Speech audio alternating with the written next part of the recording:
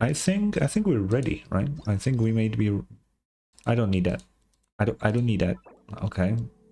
I mean, sure. I guess it doesn't harm me to turn this on, but I did every. Oh, It's been a while since we visited Poisson. Maybe we should head over and have a look around. maybe we should. Yeah. Okay. It is officially starting. I will look in a second if I cover any subtitles. I hope I don't, but if we're just going. Oh, okay. Oh, Hey, Lily. traveler, Paimon. Hello. Oh, Paimon knows that voice! Maybe I will lower myself a tiny bit. Over here. Yeah, I can see you, Linny. Oh. Linny! Hopefully the To audio is borrow good. one of the more popular turns of phrase at the moment, this appears to be quite the fated reunion. Running into you two out of the blue like this has really made my day.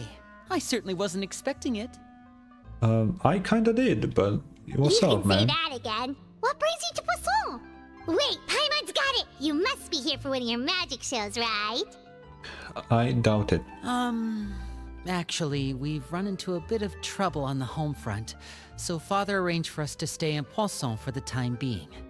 Oh, that's interesting. Oh, are Lynette and Fremine here too?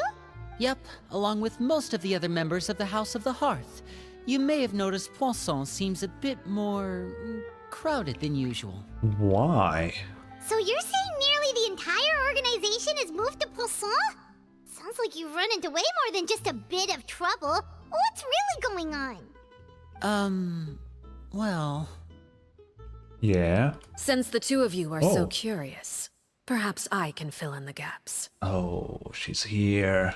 Oh, yeah. You scared Paimon half to death! I wish it was a full death, not a half, but whatever. Father, you're here. Yes, I will continue hoping that Paimon dies soon. Just a heads up. You know, on second thought, maybe we don't need to know. We It's all do. probably super confidential House of the Hearth stuff, right? We totally weren't trying to pry or anything. I wish there was a throw Paimon button. No need to be nervous. I could sense your genuine concern from your conversation just now. Arlecchino, do you like my eyes? I ripped my previous one specifically for you, just so I can replace them. Of course. I can also understand your confusion. Sending so many Fatui here to Poisson, it's only natural that some might suspect an ulterior motive to be involved. We're not a little curious, I'm really curious, but let's say I that. understand. I'm well aware you've had your fair share of confrontations with the Fatui in the past, and I can't exactly guarantee that we'll remain on good terms in the future. I mean, realistically... Oh, I guess... Okay, yeah. I wanted to say that only Tartaglia, but I forgot about Dottore completely. I know, he just disappeared from my head. As for right now, however, I would say we have little reason to be at odds, wouldn't you agree? The House of the Hearth could stand to be more open with those who have worked so closely with us in the past. Okay. As for the issue at hand, well, it hardly relates to any ulterior motive. To be frank, it all stems from a certain rumor circulating around the House of the Hearth.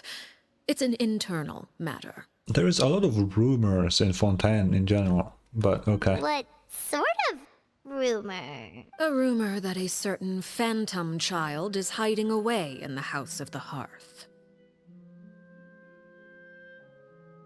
Huh. You know, purely just judging based on the what do you call it? The preview website. I have a theory. It may be the girl from the animation that I forgot the name of. But it could be her, and maybe that's why Arlecchino cares. Yeah, maybe a ghost story? A phantom child? Ooh, just hearing the name is giving Paimon the creeps. Oh, I'm getting excited, not creeped out. A spirit that should have long ceased to exist is lurking in the shadows of the House of the Hearth. Okay. So I decided to bring the children to Poisson before continuing to investigate the situation. I expect I should be able to track down the spirit fairly quickly. After that, it's just a matter of resolving the situation, if you will. It shouldn't be much trouble at all. So can Arlecchino exorcise things? If you're curious, or if you still have some concerns, it might be advisable to stick around for a few days. I'm sure the children would be exceedingly pleased to welcome some visitors. Can I go with you instead? Now that would be pretty interesting. Lenny, I'll leave you to entertain our guests. I have some matters to attend to. Of course, Father. She's so hot.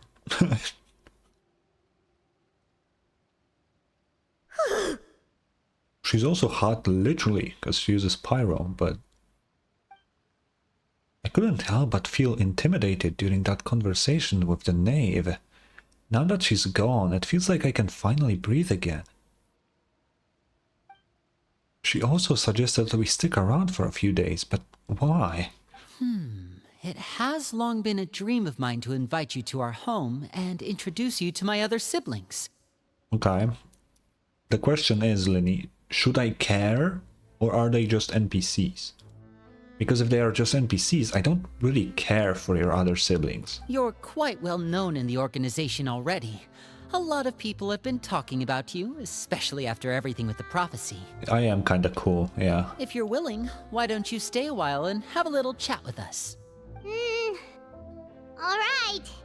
We don't have anything else to do right now anyway. But let's be clear, we're just gonna be there as guests, okay? Don't get any funny... Oh, wait a second. For your guests, that probably means we'll be treated to lots of yummy food, right? I really would like to just throw away Paimon, but I can't. Of course. During our stay in Poisson, we've been helping out the locals with some fishing. We bring in quite the bounty every day.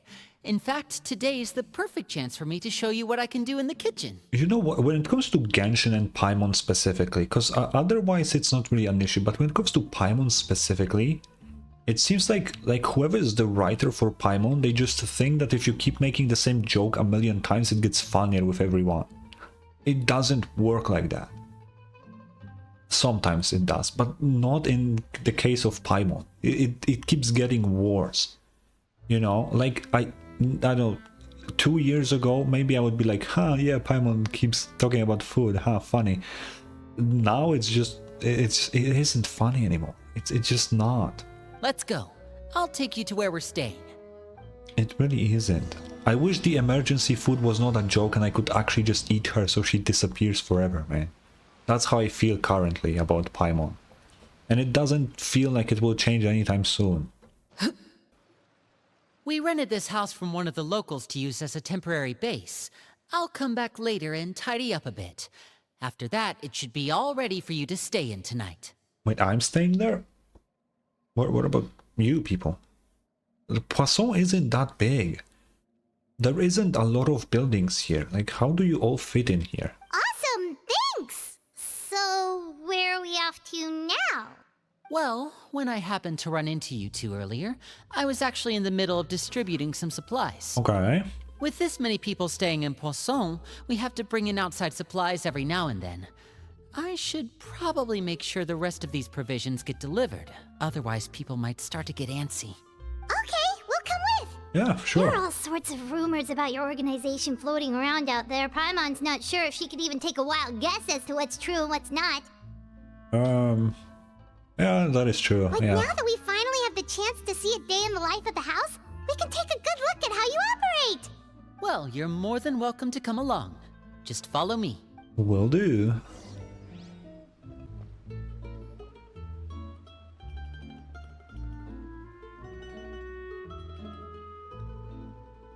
Linny, you're finally here.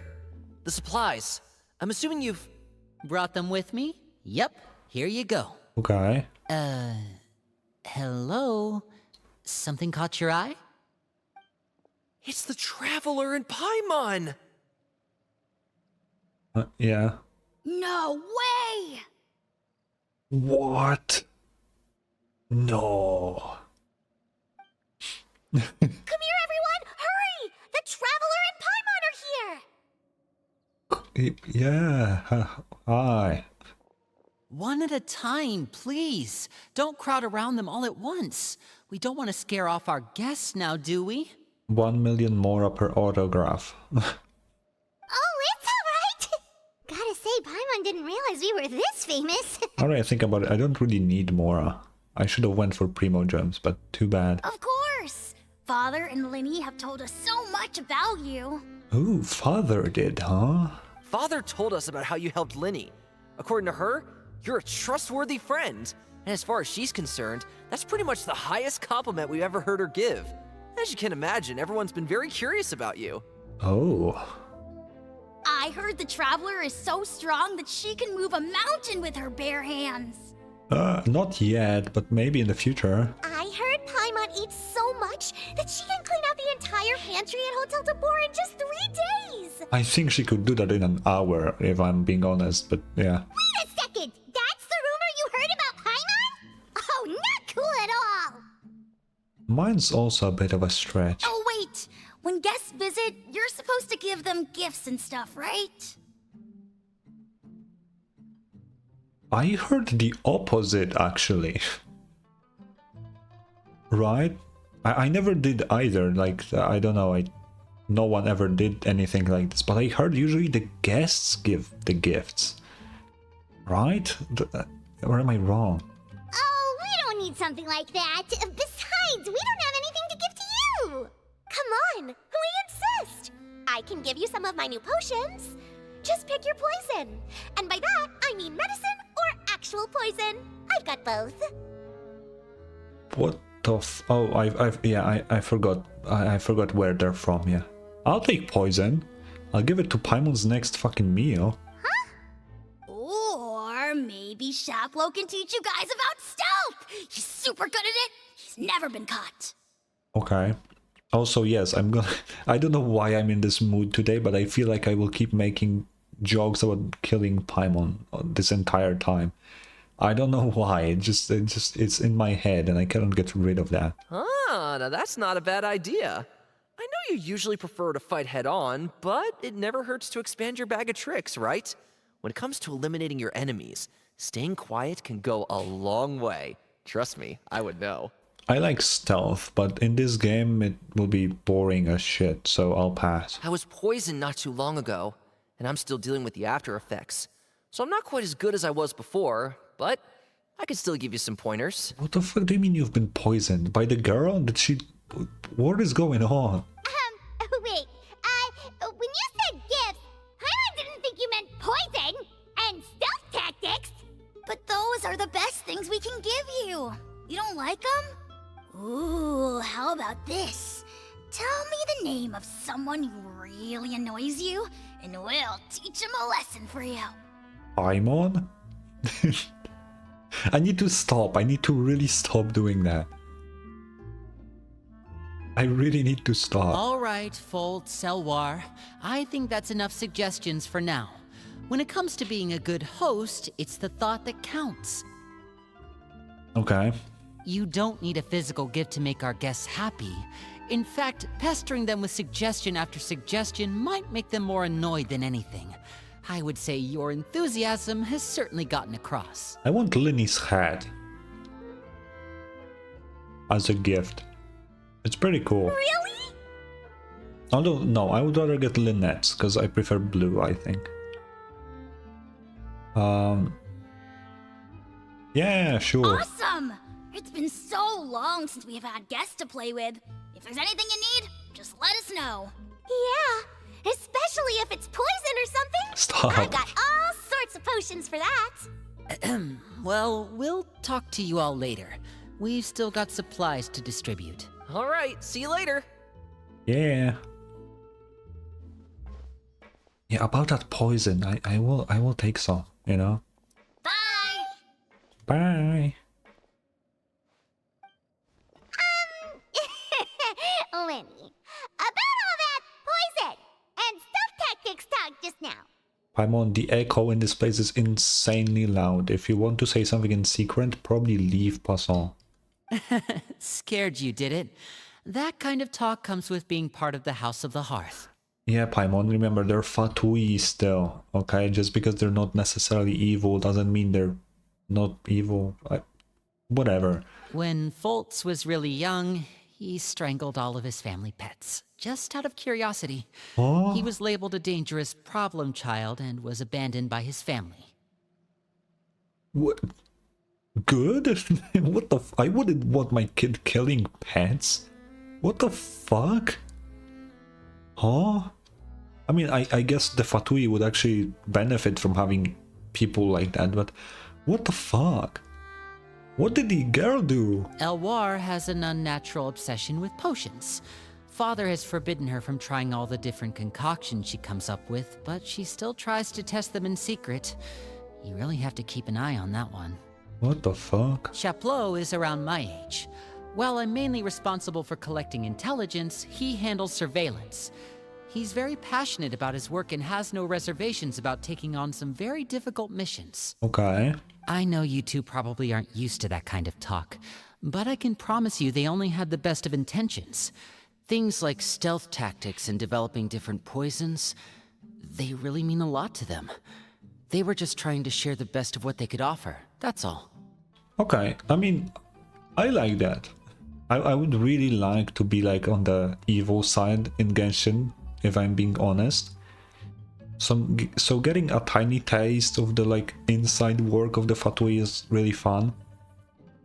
I just like evil characters. Like if I'm being honest, if there is a well-written villain, I will root for them more than the protagonist, if I'm being honest, like genuinely. Mainly cue Honkai Impact here with Oro. Like, Oro is my favorite character in Honkai Impact to this day. Like, he's such a well-written villain. Okay, where are we going now? Filial, supplies are here. Thanks. And who are these two? Outsiders? Yeah, I broke in and brainwashed Linny to bring me here. Allow me to introduce you. This is the Traveler and Paimon. Oh, you're the famous duo I've been hearing so much about. It's nice to meet you. I heard you've traveled to all sorts of places. Is that true? Not yet. Of course! We're making our way all across to that! Oh, good for you. You must be pretty familiar with Fontaine by now, then. Have you seen the new opera that started running recently? I think it's called... The 4,000 Thieves? Nah. Oh, this is the first we've heard of it. It seems like it's going to be fantastic. From what I've been able to tell from the posters, anyway. You should definitely check it out if you have the time. Sure. Oh, and there's The Blind Maiden, too. That one is supposed to have audience interaction. Seems pretty interesting. Oh, a theater with audience interaction does sound interesting, honestly. I'm not really too big into theater personally. I mean, it's opera. But opera epiclese is kinda a theater, I get. Whatever. Either way, I went to a... it was a musical in theater once.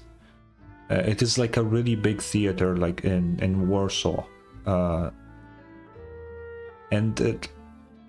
don't like musicals personally. This one was fun, and they actually used live explosives on the scene. And when everything blew up, the entire room just got hot for like 2 seconds. Just 2 seconds, but it was so fucking hot immediately. It was really cool. Really cool. Yeah. After this mission is over, I think I'll go get a manicure. Sure. Oh, maybe I should dye my hair. Wonder how much it'll cost. How do you just randomly went to, oh, maybe I'll just dye my hair after talking about some random shit? How did we get here? Is it just Paimon, or do these two seem much easier to get along with than the others? Looks like the House of the Hearth has some normal members after all. I heard that. Oh! Oops. I'm guessing you're referring to Foltz and the others? Yeah, we're definitely not all like them. I mean, they are adults. The other two were kids, so I would usually assume it would be easier to get along with an adult than a kid. I bet those crazies are practically foaming at the mouth right now. I'm sure they just can't wait to get back to Snezhnaya to carry out the plan. The plan, huh? That's enough, Filial. Don't talk about family members behind their back, right? Whatever. Let's go. Lenny, what is the plan? Guess this is goodbye then. If you ever have some time, we should go see the opera together. Also, I need to... What the fuck is this? Is this like eel? What is that? I need to look at this closer.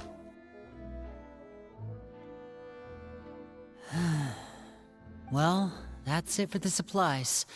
We should probably head back as well. Sure. Okay. Well, they didn't seem too happy with each other.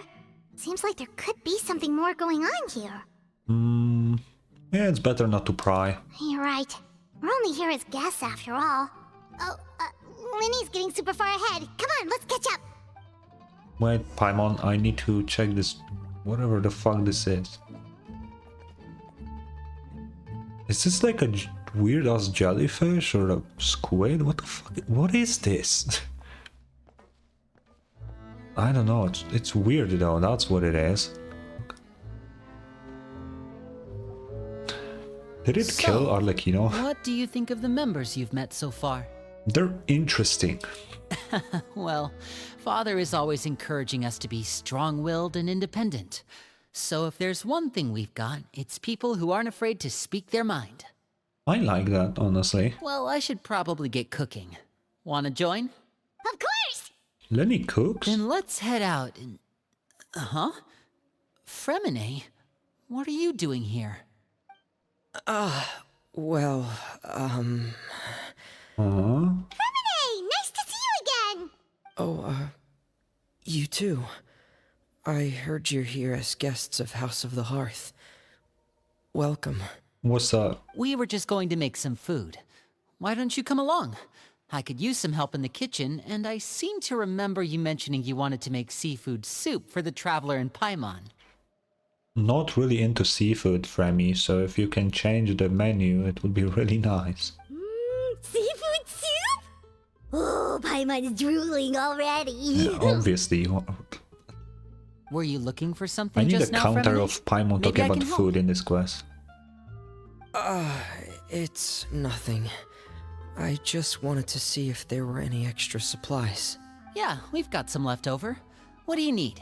Some food and water. And some clean cloth, if possible. No problem.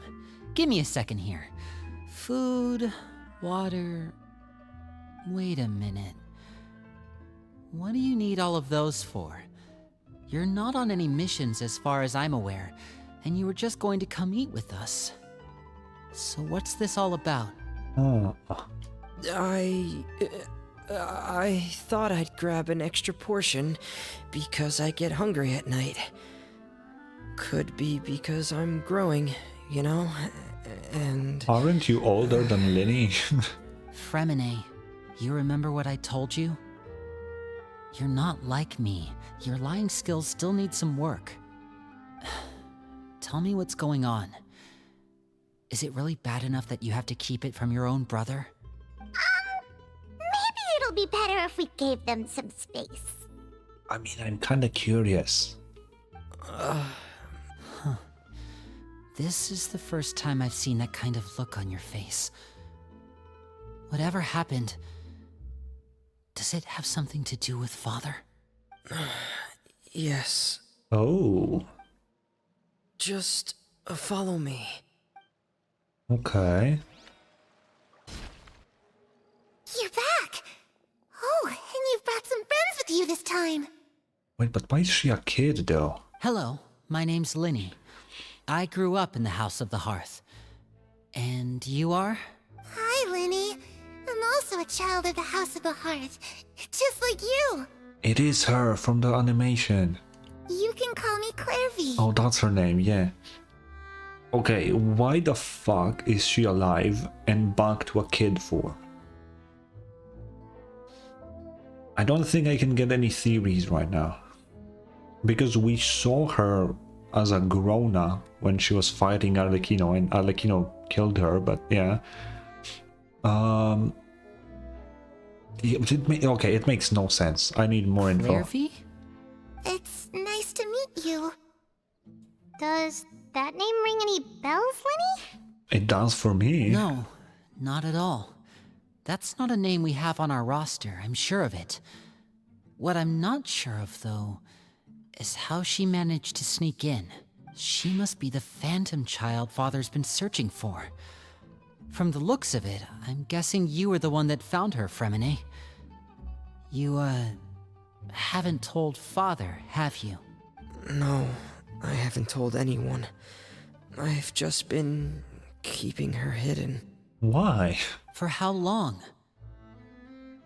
About half a month What now. the fuck? So ever since we got to Poisson, then. Do you have any idea what you're doing? It is kinda, why is he hiding her though? I don't think Arlecchino would have bad intentions, especially because she knows her. Oh, but Fremi wouldn't know that, right? I know what I'm doing. Really? Because from where I'm standing, it looks like you're hiding the very person Father has been trying to find. If Father finds out about this, everyone involved is going to be punished. You know the rules of the house, Fremine. I know you do. Father doesn't tolerate any form of betrayal. So why are you doing this? I've thought it through. And I just can't hand her over like that. Why? Linny, don't you remember last year? Chapleau nearly died after getting poisoned during that one mission. He wasn't able to get back before the poison started taking effect, and not a single person was there to help him. Okay. That night, while I was sleeping, I heard a voice telling me to go save him. I opened my eyes, but I couldn't find the source of the voice. I thought maybe I was just hearing things, but I went to look for him anyway. Luckily, I got there with enough time to save his life. That feeling of being haunted, of hearing voices, it's happened many times in the House of the Hearth. I'm sure you've noticed. Oh? So what you're saying is, that was her? She was the one who spoke to you that night? Unless there are other spirits roaming around the House of the Hearth, I don't think there's any other possibility. Okay, that's interesting. If Clairvy were our enemy, it wouldn't matter whether she was a spirit or an actual child. I would have acted without a second thought, because that's what Father ordered us to do. Okay, but did Arlecchino say that she will kill the phantom child, or did she just say that she will find her? But she's been living with us, helping us from the shadows all this time. I think that makes her family. I mean, you could just tell that to Arlecchino, right? I couldn't just hand her over to be dealt with. Not when there's so much we still don't know. Does Arlecchino kill children? I don't...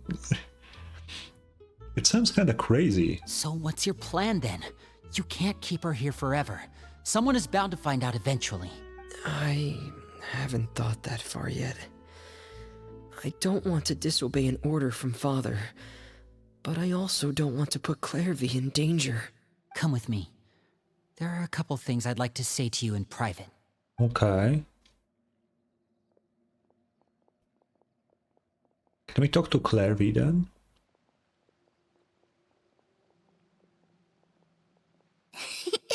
Those two sure care a lot about each other. Well, they got a funny way of showing it. From where Paimon was floating, it sure seemed like they were about to bite each other's heads off. Nah. No way! They have a really deep bond. I could tell right away, 'cause I also have a friend like that.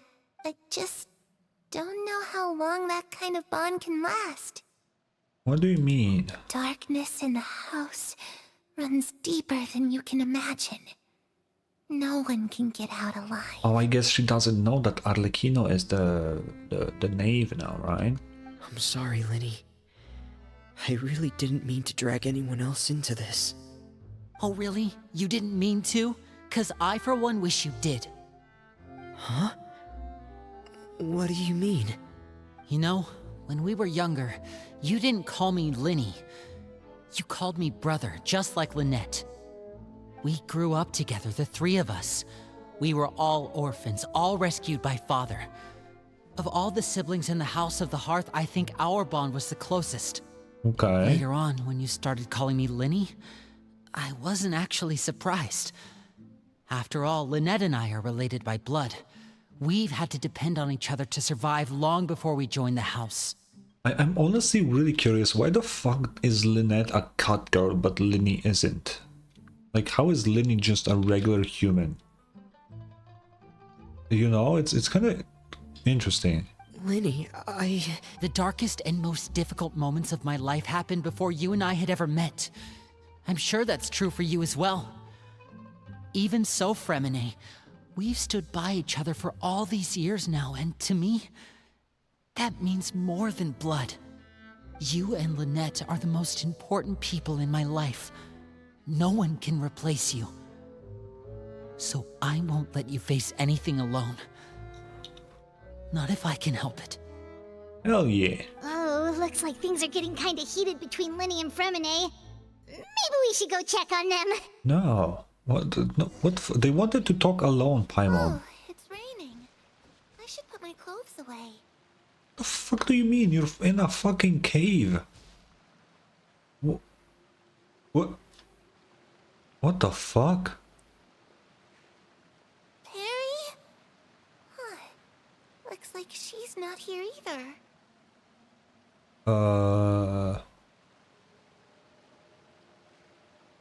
What could the children be up to? Like, you know, not now. Never mind.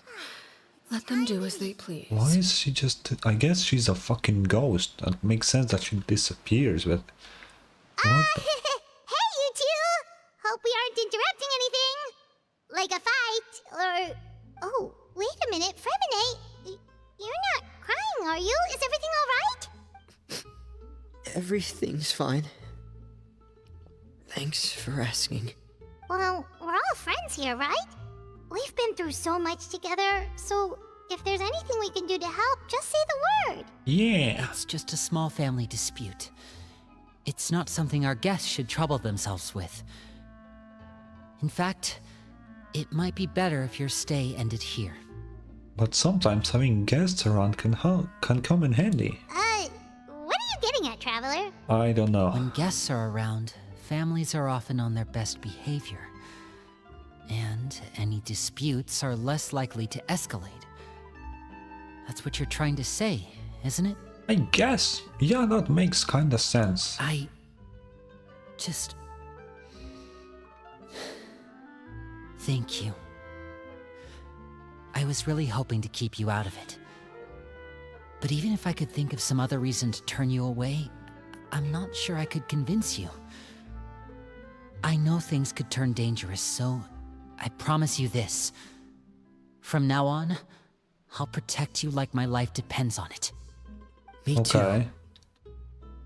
If I'm being honest, I really think your protection doesn't really matter. Like, am I crazy? The Traveler in lore is so much stronger than both of them combined. Like, what the fuck are they going to do? Like, hello? I defeated Tartaglia, the fucking Harbinger. You're not even close to him, and he's the weakest one. Like, hello? I fought with the fucking Electro Archon. Like, what do you want, man? How can you protect me here? Well, back to the matter at hand then. If we don't plan on handing Clairvy over to Father, then our only other option is to solve the mystery of her identity before Father is able to track her down. Okay. That means finding out where she came from and what she's doing here. Then we can send her on her merry way and pretend like none of this ever happened. I've tried that already. And? And... nothing. I tried taking her somewhere really far away, but... after some time, she just reappeared. Oh. She even came with us all the way to Poisson. It seems like wherever the house is, she follows. Interesting. I don't know much about spirits. Do you two have any ideas? Nah. Let's see here. Paimon remembers hearing something like if you fulfill a spirit's last wish before they died, they'll let go of whatever's keeping them here and return to the ley lines. Oh, it's just that Paimon doesn't really remember where she heard that, so it's not guaranteed to work or anything. It could have been from Hu Tao. It does kind of click, but I'm not sure. Well, sounds like it's worth a shot. Guess that means we should go ask her about her wish. But first, Fremine, I need you to promise me something. What is it? I need you to promise me that this will stay between the two of us. We're the masterminds behind this whole thing. No one else gets involved. Can you do that for me? Of course. I I promise. mean, he already tried to do it alone, so I think he wasn't planning to add anyone to the mix. All right. Then let's seal the promise just like when we were kids. Fist bump on 3. Ready? 1, 2, 3. I swear. Oh. Where the fuck did Lynette come from?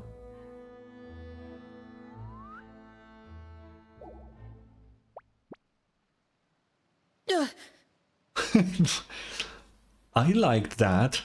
They showed some that was cool. That was cool. They don't do that often. That was really cool.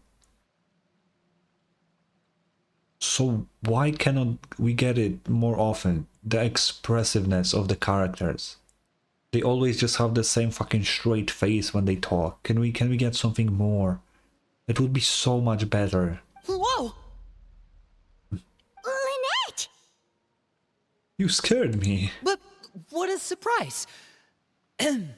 What brings you here, dear sister? Yeah, she's pissed off. And, when exactly did you get here?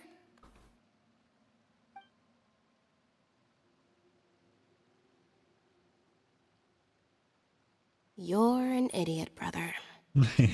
And you too, Fremine.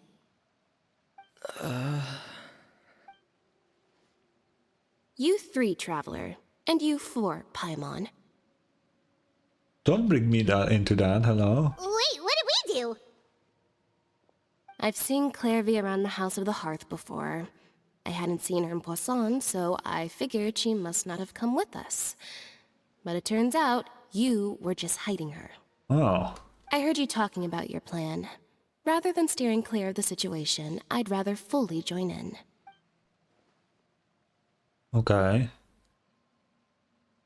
If you don't agree, I'll have no choice but to report everything back to Father. Simple as that. They have to now. You're not giving us much wiggle room here, Lynette.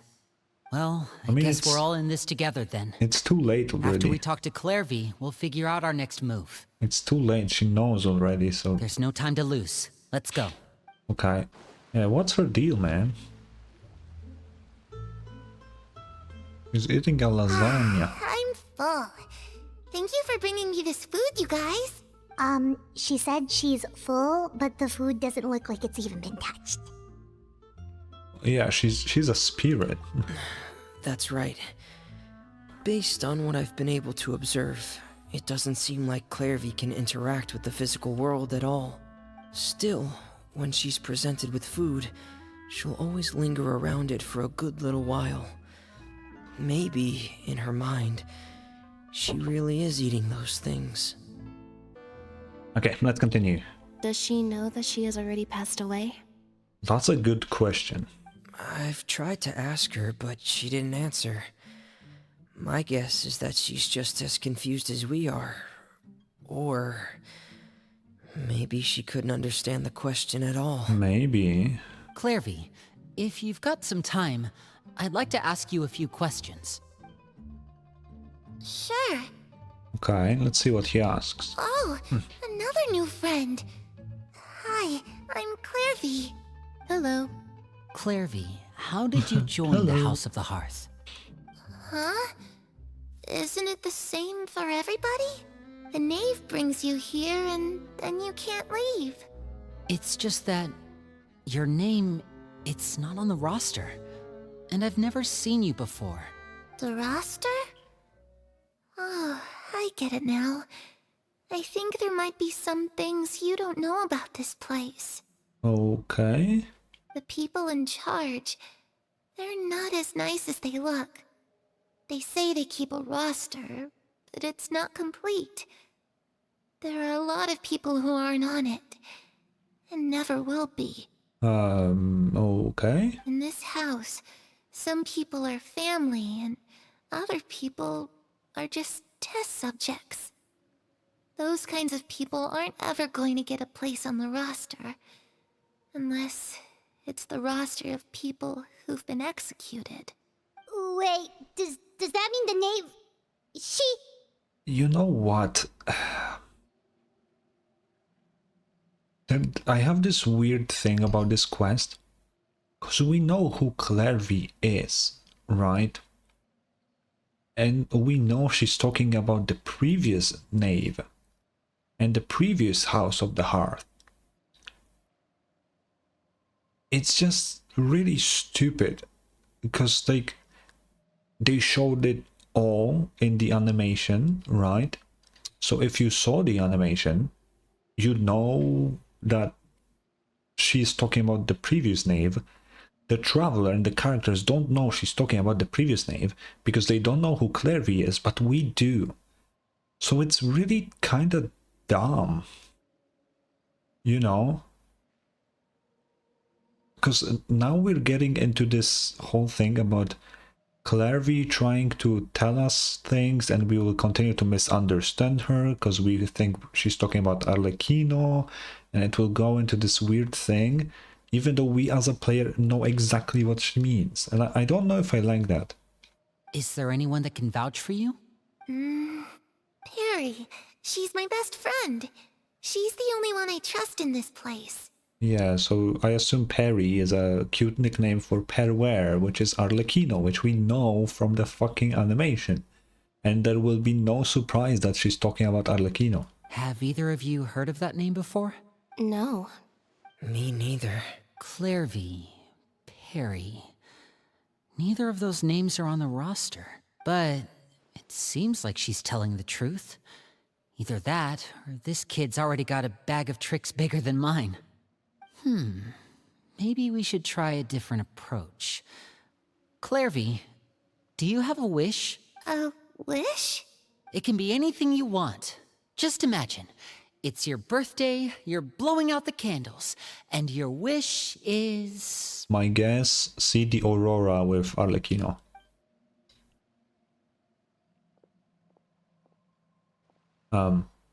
Could you... Hello? To go outside, Oh. where the sun can find me. That's... it? Well, that sounds easy enough. Weird. Ah. Darkness in the house runs deeper than you can imagine. No one can get out alive. What did she mean by that? Things can't be this simple. Okay, time to divide and conquer. Listen up. I've got a plan. Okay. I'll try and find a way to use basic illusory magic to take Clervy outside and bring her somewhere with sunlight. Lynette, try and find the list of executions that Clervy was talking about and see if her name is on it. Fremine, you stay in Poisson. We can't be the only ones who've had run-ins with Clervy. I need you to collect intel on everything she's said and done. That's an issue, Lenny. How is he supposed to secretly get this information?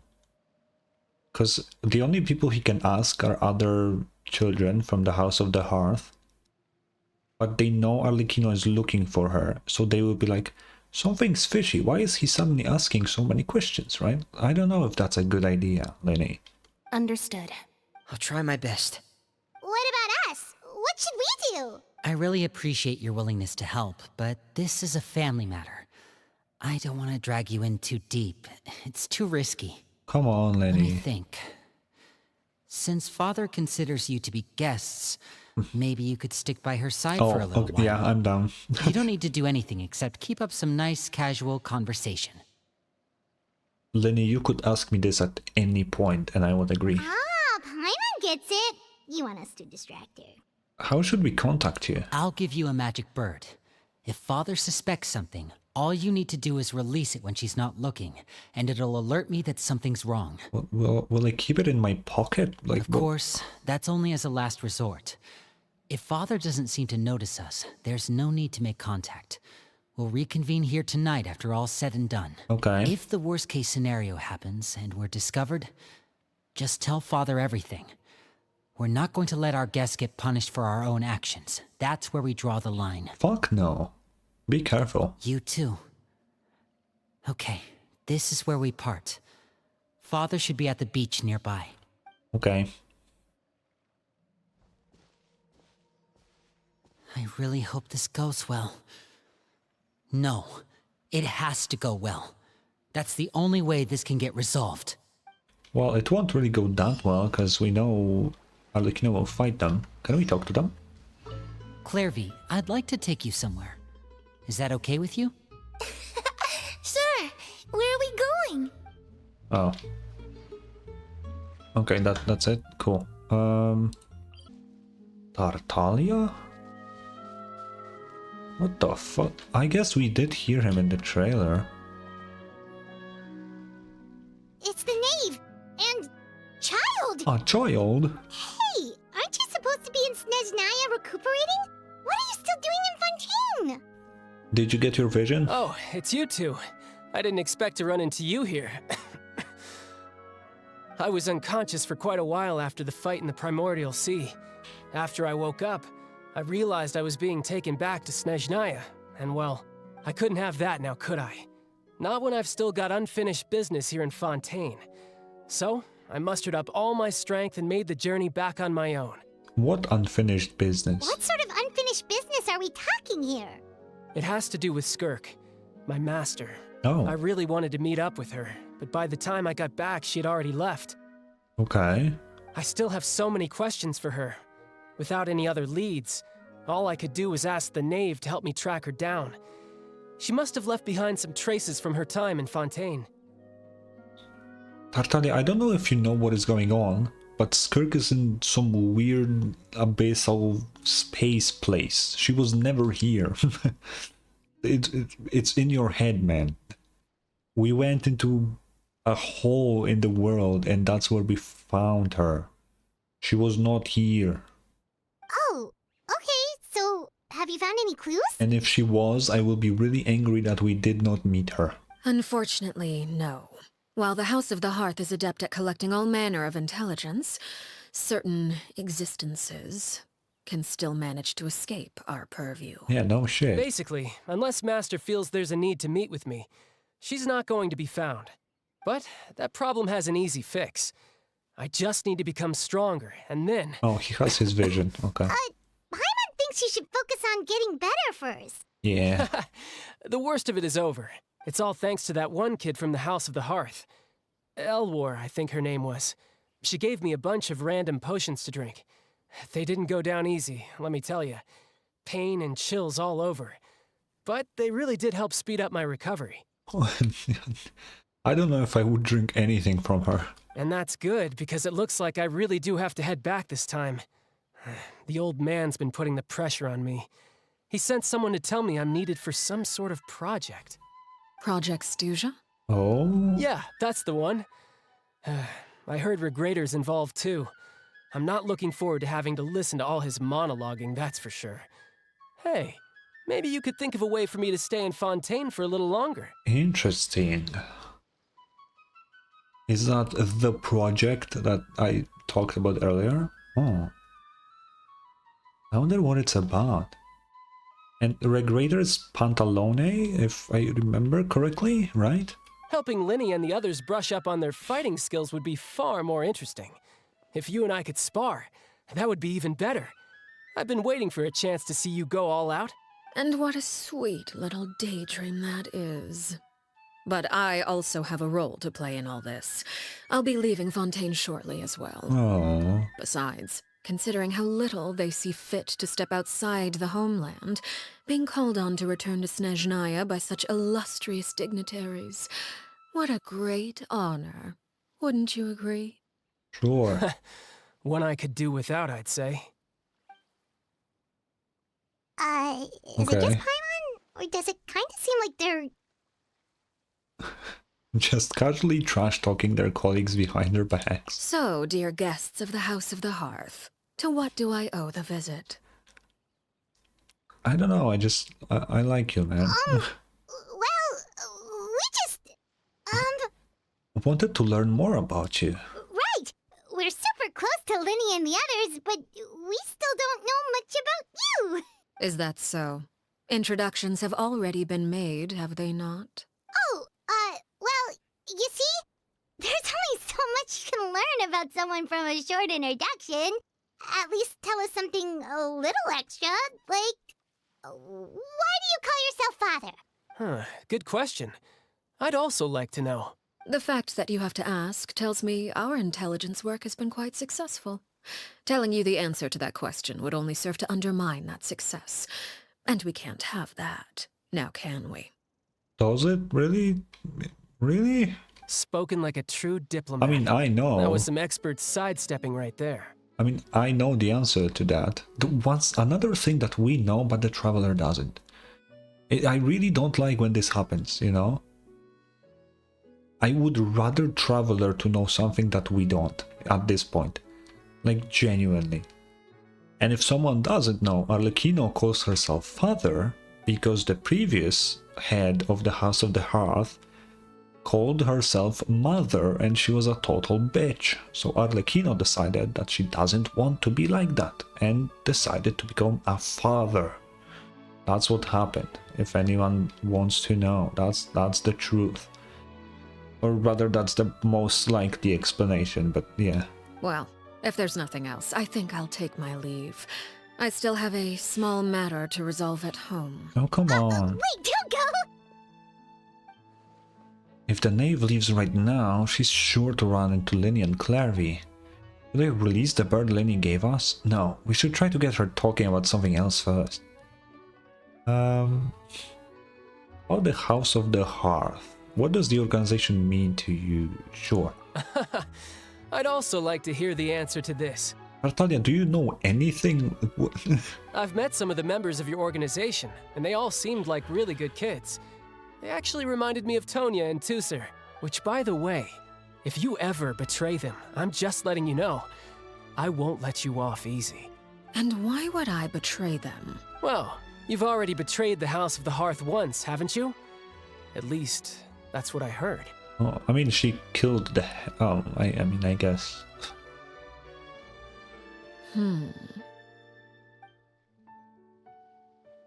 Okay, I admit. That's just what the old man told me. The rooster, I mean. The knave betrayed the House of the Hearth. So, does that mean what Clarvey said was true? Does the knave really treat her children like test subjects? Wait, did you really do something bad to those kids? No, she did, Paimon. I hate the fact that I know what happened, but they don't. It's annoying me so much. Never mind what I've done. I'm more curious as to what the mighty rooster had to say. Care to enlighten me? Oh, I'm honestly really curious. Well, nothing much. Just some stuff about you taking out many other members of the House of the Hearth, and even going so far to attack your own family.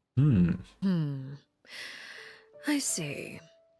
Oh, based on your reaction, I'm guessing it's all a bunch of lies.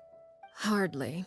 I don't appreciate his particular turns of phrase, but I suppose he didn't say anything untrue.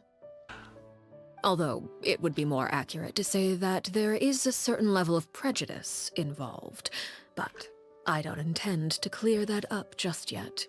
Prejudice has a funny way of concealing the real truth behind certain things, an attribute that I find to be quite advantageous. Okay. Call yourself a Fontainian, for example, and people will assume all sorts of things, when the real truth is that this is simply the land where I was raised. Huh? You're not actually from Fontaine? But then why did you try to help out with the prophecy and everything? Wait, she's not? Wait. I was trying to protect the children born in Fontaine. claiming that I myself was a Fontanian simply made it easier to operate. People would hardly suspect a fellow Fontanian of having any ulterior motives. Who wouldn't want to save their homeland after all? Oh. Wait, so where is Arlecchino from then? Oh, interesting. The primordial sea wouldn't have any effect on me, but it would have caused great harm to the House of the Hearth. Well, you wanted extra information, didn't you? There you go.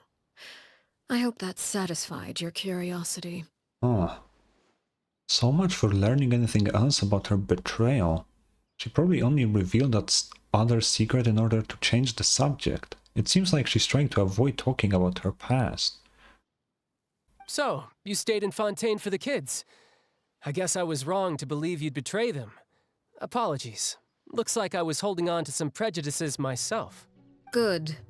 Like I said, I like it when others have misconceptions of me. Ooh. Actually, while I was recuperating at the House of the Hearth, there was something else that really caught my attention. Oh? I heard that members always resolve disputes and arguments with a friendly spar, and the loser has to back down. Seems pretty cool if you ask me. Would also give them plenty of opportunities to hone their skills. Obviously Tartaglia loves sparring with anyone. Well, that's only a recent development. In the past, such spars weren't nearly so friendly. The losing party would lose everything, including their life. Man. They were that high stakes? Whew, at least that's not a thing anymore. Well, the current atmosphere's not half bad. I'm a bit jealous, actually. You've got so many family members around you, and you even get to live with them. Having a lot of family around means dealing with a considerable amount of bickering and scheming. Once Tonya and Tusser enter their rebellious phase, I'm sure you'll understand. Oh. Just imagine. Tusser becomes obsessed with plucking out strands from the rooster's mustache, or Tonya decides to dye her hair 42 different colors. That's wild. Like at 42 at once, that's crazy. Okay. I get the picture. Okay. Tartaglia is better at fucking keeping Arlecchino here than we, and that was our whole would you look job. at the time? I should probably get going. Okay. Traveler, Paimon, I'm not sure where our paths will cross next, but the next time we run into each other, we should definitely try and find some time to spar. I'm down, but you're kinda weak, man. I'm sorry to tell you that, but you're really weak. She isn't taking shit? Yeah, man. She's a very strong, independent woman, okay? Again, And we maybe love this that. is a conversation we can have when you look less like you're gonna keel over.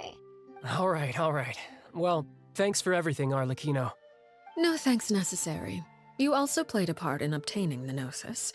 I would say we can call ourselves even. Oh yeah, what's up with the Gnosis? Do you still have that? I like the sound of that. Well, I'm off. See you all some other time. Okay. We should probably get going too. Do you want to head back with us? Please do. Oh? You want me to leave so soon? Oh, well, you see, Yeah, Paimon, she knows already. I'm rather enjoying the evening breeze. If you don't mind, I think I'll stick around for a bit. I have some things to think about. Okay. Apologies for not attending to you like a proper host. Please forgive this slight. I do hope you'll have a pleasant stay. Okay. we managed to keep her distracted until nightfall. There she Good is. thing Child was there to keep the conversation going. You don't think she suspected anything, do you? Oh, I wonder if Liddy ran into any issues. Let's hurry back and see how everything went. Dude. Can we talk to her? Oh? You decided to stay a little longer? Let's take in the ocean view together, then. Oh, that's it. Okay, let's go back to Lenny. Lenny, how did everything go? Yeah. Well, long story short, we ran into a small issue. Clairvy can't go into the sunlight. Oh. Ooh, yeah, ooh, that is an issue for sure. Oh, fuck, Everything Lily. was fine at first. She followed me up to the surface just like I told her. I didn't know Lenny has a flashlight eyes. What the fuck was But that? as I led her out of the shadows and into the sunlight, she vanished. Ooh. I turned around and there she was, standing at the edge of the shadows, silently watching me. It's like a vampire. Oh, stop. Huh. Maybe she's afraid of sunlight, or... No, it wouldn't be her wish if that were the case. Well, we could always try pushing her into it. Yeah, not sure pushing works on a non-corporeal beings. That is true. Oh, true. I've pretty much tried it all already. Nothing worked. Eventually, the sun went down, so all I could do was bring her back here. Ah, How did it go with you, Lynette? Good. I've got the list. It's right here. okay. Really? Well, what are we waiting for? Let's take a look. Okay. Oh, that's a lot of pages. Oh, it's gonna take forever to get through it all. We can each take a section. Here. Okay. La Pouillade, Landois, Chambel, Auric. Yeah, what? Whoa. Oh, we have their faces? Why? Oh, yikes. That Aurere guy has a huge scar on his face. He's kinda giving Paimon the creeps. Ah, I've met him before. The scar is from an injury he received during a mission. I Okay. still remember him joking with me about it. He said any Oh, future fuck. lover would take one look at him and then lose all interest. Okay, Did that's he sad. say anything else? Well, I asked if there was someone he was interested in. He said no, and that's where our conversation ended. Oh. It was only later that I learned he really did have someone he liked. Oh. He risked everything to escape so he could be with her, but it didn't work.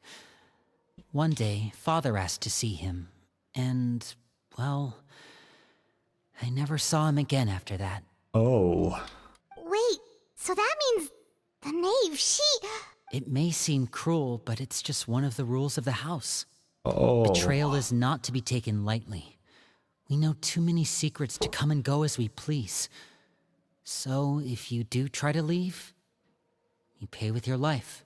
Damn. That sucks.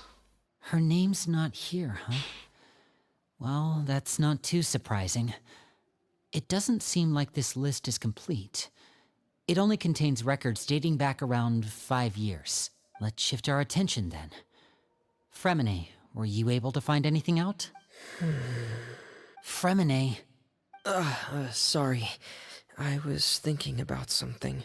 About what? I managed to talk to quite a few people, but I couldn't help but notice that the atmosphere in the house was a little... strange. Strange. Oh, so. Yeah, I mean, I know there have been arguments in the past, times when people haven't gotten along. Chaplot and Filial are a good example of that. Oh, those are two of the people that we met while delivering supplies. Paimon can see how they might not get along. They had very different vibes, and their, interests seem to be pretty different as well. Yeah. That's to be expected, actually.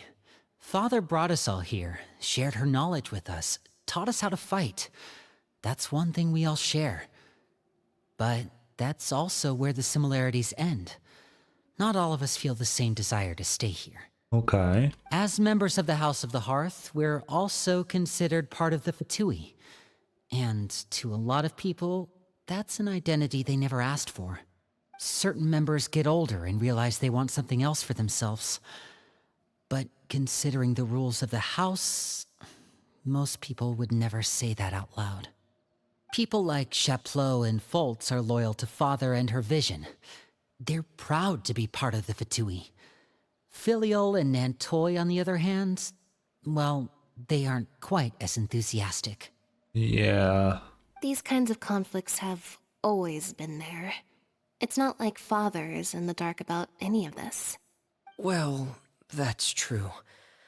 But it just feels like things have gotten worse lately. Filial and the others, it seemed like they were meeting in secret to talk about something.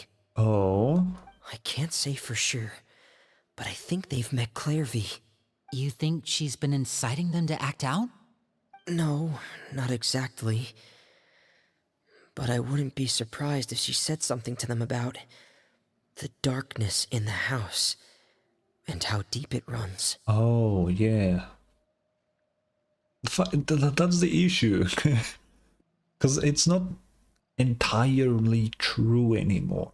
It still isn't a nice, happy place, but it's way better than what Clairvy thinks. She's told me about it before. Experiments being run on children. People being used as pawns on the battlefield without so much as the strength to survive. And they just believed all that? Without any evidence? Clairvy's words probably gave them the excuse they were looking for. Whether they actually believe them to be true is secondary. True. This is all because of Project Stuja, isn't it? What is that? Whoa. Hold on a second. What's this Project Stuja all about, huh? This is the second time it's come up now. Sorry, but I'm not sure of the details either. Oh. I only know what Father has told us, which is that it's something the Rooster and Regrader have been working on together. Apparently, it has to do with the Fatui's strategic plan for the future. Okay. Because the House of the Hearth was so successful in obtaining the Gnosis, we now have the honor of playing a key role in Project Stuja. I'm curious. I'm gonna do this right now. I need to Google this word. Because Genshin likes using some foreign words for shit. Yeah, I don't know. It doesn't seem to be a word. Wait, but isn't that a good thing? Key role is just another way of saying dangerous role. To us, the whole thing is an inconvenience. Oh. Father thinks so too, but she's in no position to refuse. Okay. Their plan isn't exactly unreasonable, and they've been funneling the house a lot of funding. Huh. It's just that we'll lose a lot of members in the process. Participating in the plan, it's an honor in name only. What they're really trying to do is subdue us. The existence of an intelligence organization outside their control makes them feel uneasy. Looks like the Fatui are plotting something big. But given how little Linny and the others seem to know about it, I probably won't be able to learn much. Okay, so so this plan is made by Pantalone and the Jester, right? Because that's who the Rooster is, right? That's the Jester, I think. I think, or is it? Wait, or is it the fucking Monopoly man? Wait, let me Google that. Oh no, it is Puccinella. Okay, never mind then. Never mind. Yeah, I guess the definition old man from Tartaglia makes sense. But when would we see that? I don't think it would make any sense in Natlan. Because we already know Capitano is involved in Natlan, and having 3 Harbingers doing something is kinda a lot. So unless there's a side story somewhere in there. We still didn't have the interlude in version 4 of the game, so maybe, I don't know. It's interesting. I should keep a sharp eye out during any future dealings with the Fatui to see what I can learn. Okay, super complicated top secret Fatui business aside, what does all of this have to do with the conflicts you were talking about earlier? Paimon doesn't get the connection. External pressure has a way of exacerbating internal strife. You can't overlook the power of fear either. Okay. People are afraid of dying. And that fear is often the impetus for a lot of stupid decisions. That is true. I thought resolving the Clairvy situation would make everything go back to normal, but it looks like things are more complicated than I thought. If we leave Filial and the others to their own devices, sooner or later, Father will be forced to take action. We can only focus on one situation at a time, brother. I mean, I think Arlecchino knows already. You're right. Even if we confront Filial and the others, it won't do any good. It might even make matters worse. We should focus on Clairvy for now. Well, it's getting late. We should head back and get some rest. We'll try again first thing tomorrow. Lynette, you stick with me this time. Fremine, keep a close eye on Filial and the others. Make sure they don't do anything they'll regret. Okay. Good work today, everyone. Have a good night, and I'll see you tomorrow. Sure. Interesting. Very interesting. Let's rest. Jesus Christ. I was looking forward to an early night, but she can't sleep at all. Hey, you don't think the knave will be too angry with Linny and everyone if she finds out about all this, do you? Well, based on the trailer, Paimon, I don't know. She's even scary when she smiles. If she were to actually get angry... Ooh, you have to protect Paimon if that happens, okay, Traveler? No. But I'm not afraid of her, really, but sure. Trust is ever, Traveler. But was that Clairvy? Look over there! Clairvy? What's she doing over there? Quick, let's catch up with her before anyone sees! Yeah, she shouldn't just run around like this. But where the fuck is she? Oh, all the way there?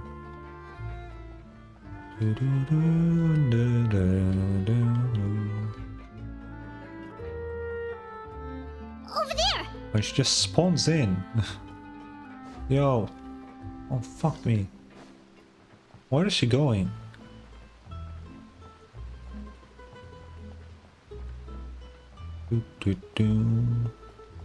Oh, where is she going? Oh, if someone sees her, we're toast! Where is she going?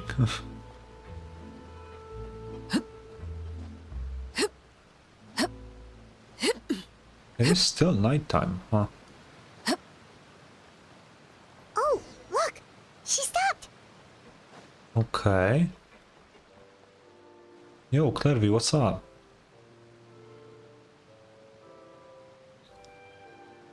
Clairvy!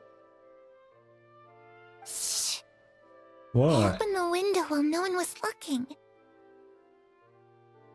What? Look how pretty the outside is. What fucking window? If only I could have more than this. You probably think I'm being silly, huh? All this hopeless resisting. It's better to dream of what I could have than try to make it a reality, right? Does she not see the real world, but still the past? That would be kinda crazy. Please, help us get on the same page here, Clary. We need you to tell us what you know.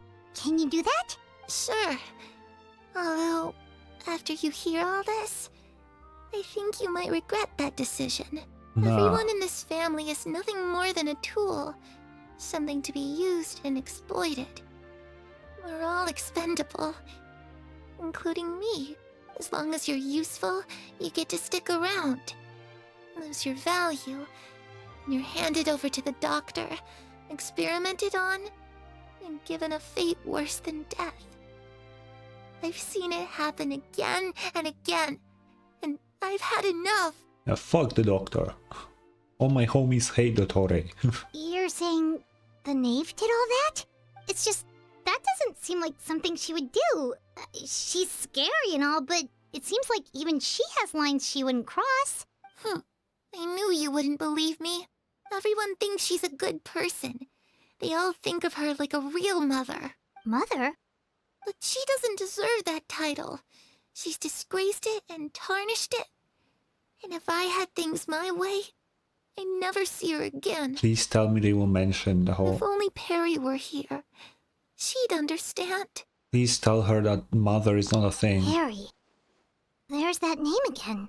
Also, Paimon's getting a strange feeling. It almost feels like she's not really here with us. Yeah.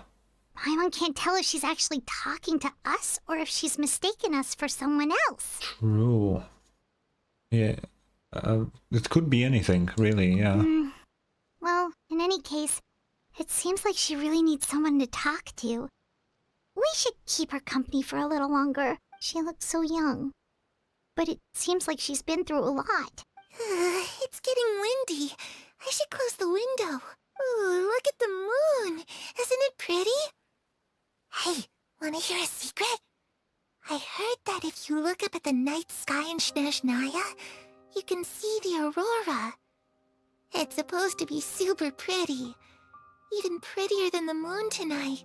I'd love to see it. Perry and I promised each other that once we're older, we're gonna go see it together. Yeah, you're kinda dead, so, But I can't find her.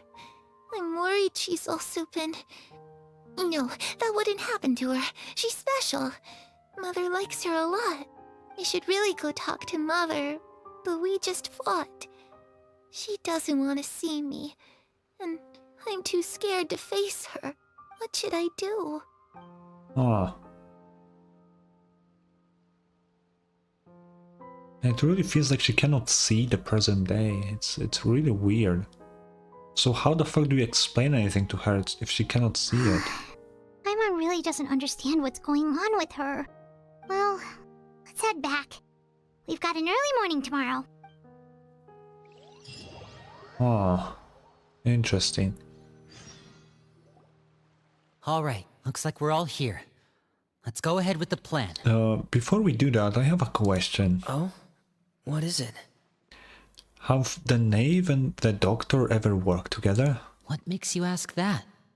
Well, we kinda ran into Clairvy last night, and that's what she told us.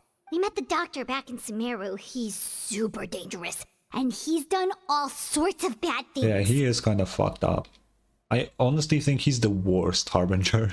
It's possible that Father and the Doctor have had certain dealings, but I don't think Father would work with him. We're not really on the same side, so there's not a lot of trust between them. That doesn't exactly set the stage for a successful partnership. Yeah, I mean, Dottore is just fucked in the head, man. Like, he's crazy. I did hear, though, that when Father first became a Harbinger, the Doctor offered to work with the House of the Hearth. Father rejected most of his proposals, except for one. It had to do with some sort of secret experiment. Oh? Secret experiment? Could that be what Clairvy was talking about? I don't think so. I don't know any details about the experiment itself, but I do know it's an entirely independent operation. The Doctor only proposed a direction for the research. That was the extent of his involvement. I still don't think that counts as working together. Maybe it has something to do with Arlecchino's curse. Possibly. The details of the experiment are confidential, but complete records are kept on all participants. That doesn't seem to be the case with the situation Clairvy referred to. I know you don't agree with some of the Fatui's methods, and I'm not asking you to. But I am asking you to trust us on this. The House of the Hearth has its own principles. There are certain lines we're not willing to cross. Yeah, sure, I can believe that. Alright, that's good to hear at least. Clairvy seems to think the knave and the doctor worked together to do something horrible. If that turned out to be true, Paimon doesn't know how he would even face you guys. It's just that it doesn't seem like Clairvy is lying either. I hate the fact that I know what is going The on. easiest thing to do would be just ask the knave directly, but Paimon doesn't think she'd tell us. Let's focus on the plan for now. Father didn't come back last night. She's probably still near the shore. We'll be counting on you to distract her. Why Lynette, is she you're with me. there? Fremine, you know what to do. Be on your guard, everyone. All right, let's get to it. Why is she always there, though? Let's talk to them. Where are we going today? Let's try somewhere further away this time. Okay, great.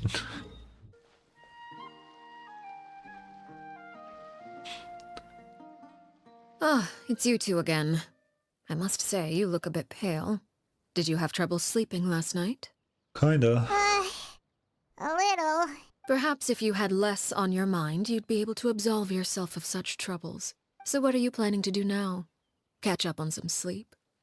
Or should I give you some time to rack your brain for a topic to discuss before I ask any questions? Oh?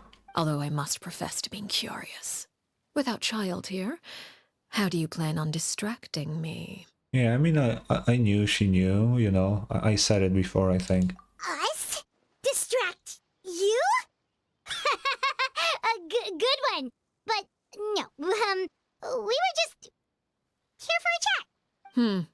Looks like you could have used some extra time to think. No matter.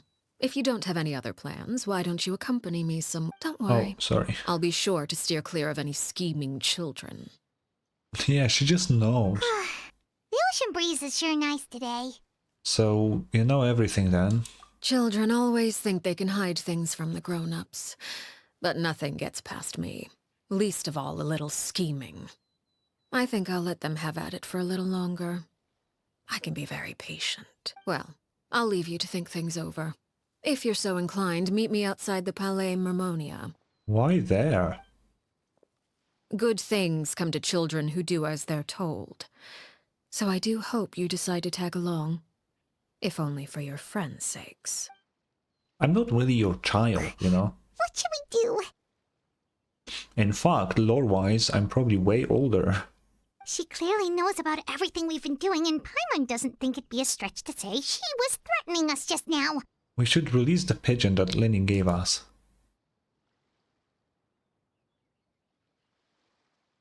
Oh, good idea. Hopefully he sees it in time. Yeah. Well, we should probably head to the Palais Mermonia.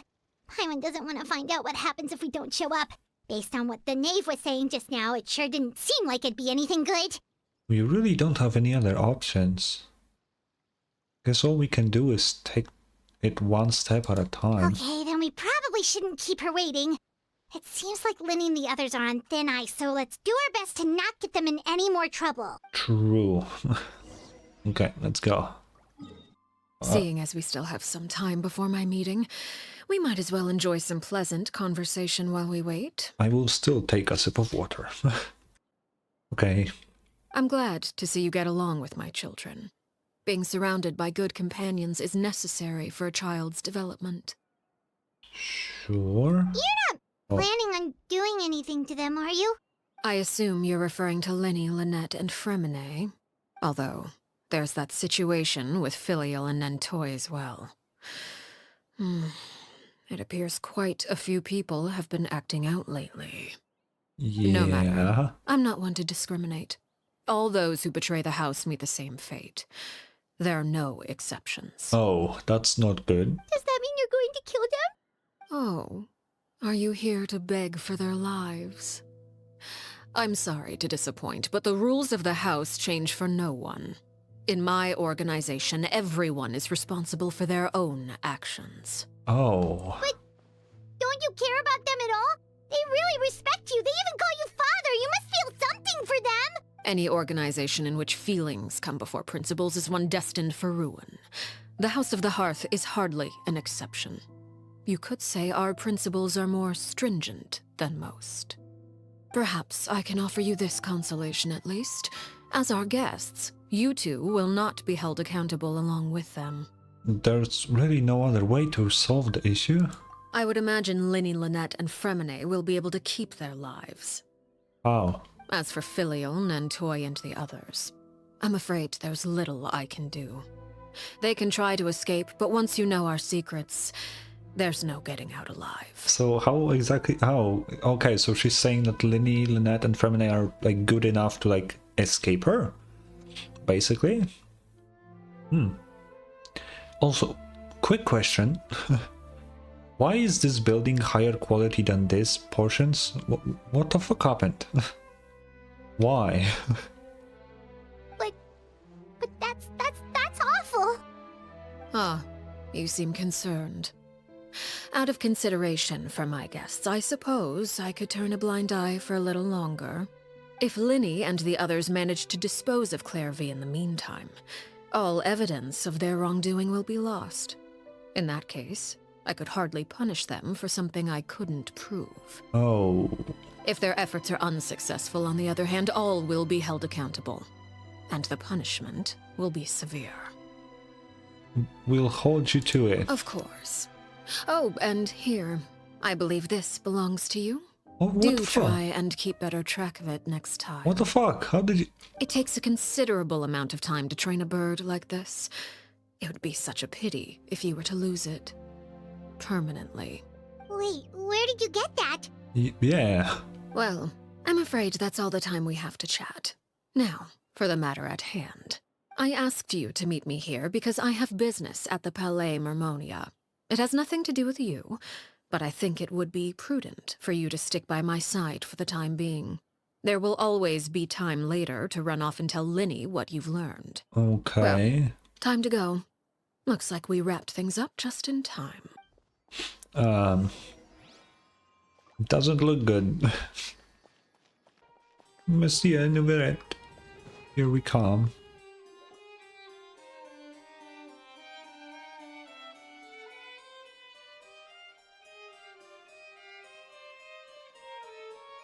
It's been a while, Monsieur Neuvillette. I must say, I wasn't expecting my meeting request to be approved quite so quickly. The Palais Mermonia operates with an efficiency worthy of admiration. I feel like you may have some special VIP status here. It is only right that an esteemed diplomat such as yourself should be afforded the proper level of respect. Oh, yeah, so I was kinda right. Although, if I may speak plainly, I must confess that I did not anticipate we would have the occasion to meet again after presenting you with the Gnosis. I see you've brought the Traveler and Paimon with you as well. If I may inquire as to the purpose of your visit. Yeah, I would like to know too. I'll be departing Fontaine shortly. There is, however, an outstanding matter that I would like to see resolved before I go. It requires a rather lengthy explanation, I'm afraid. So I took the liberty of explaining everything in this proposal. Please review it at your leisure, Monsieur Neuvillette. Okay.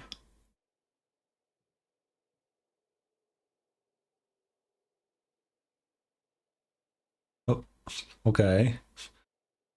Well, that's it? If you're gonna make him read, you could have just told him, you know? Where the fuck did you get that?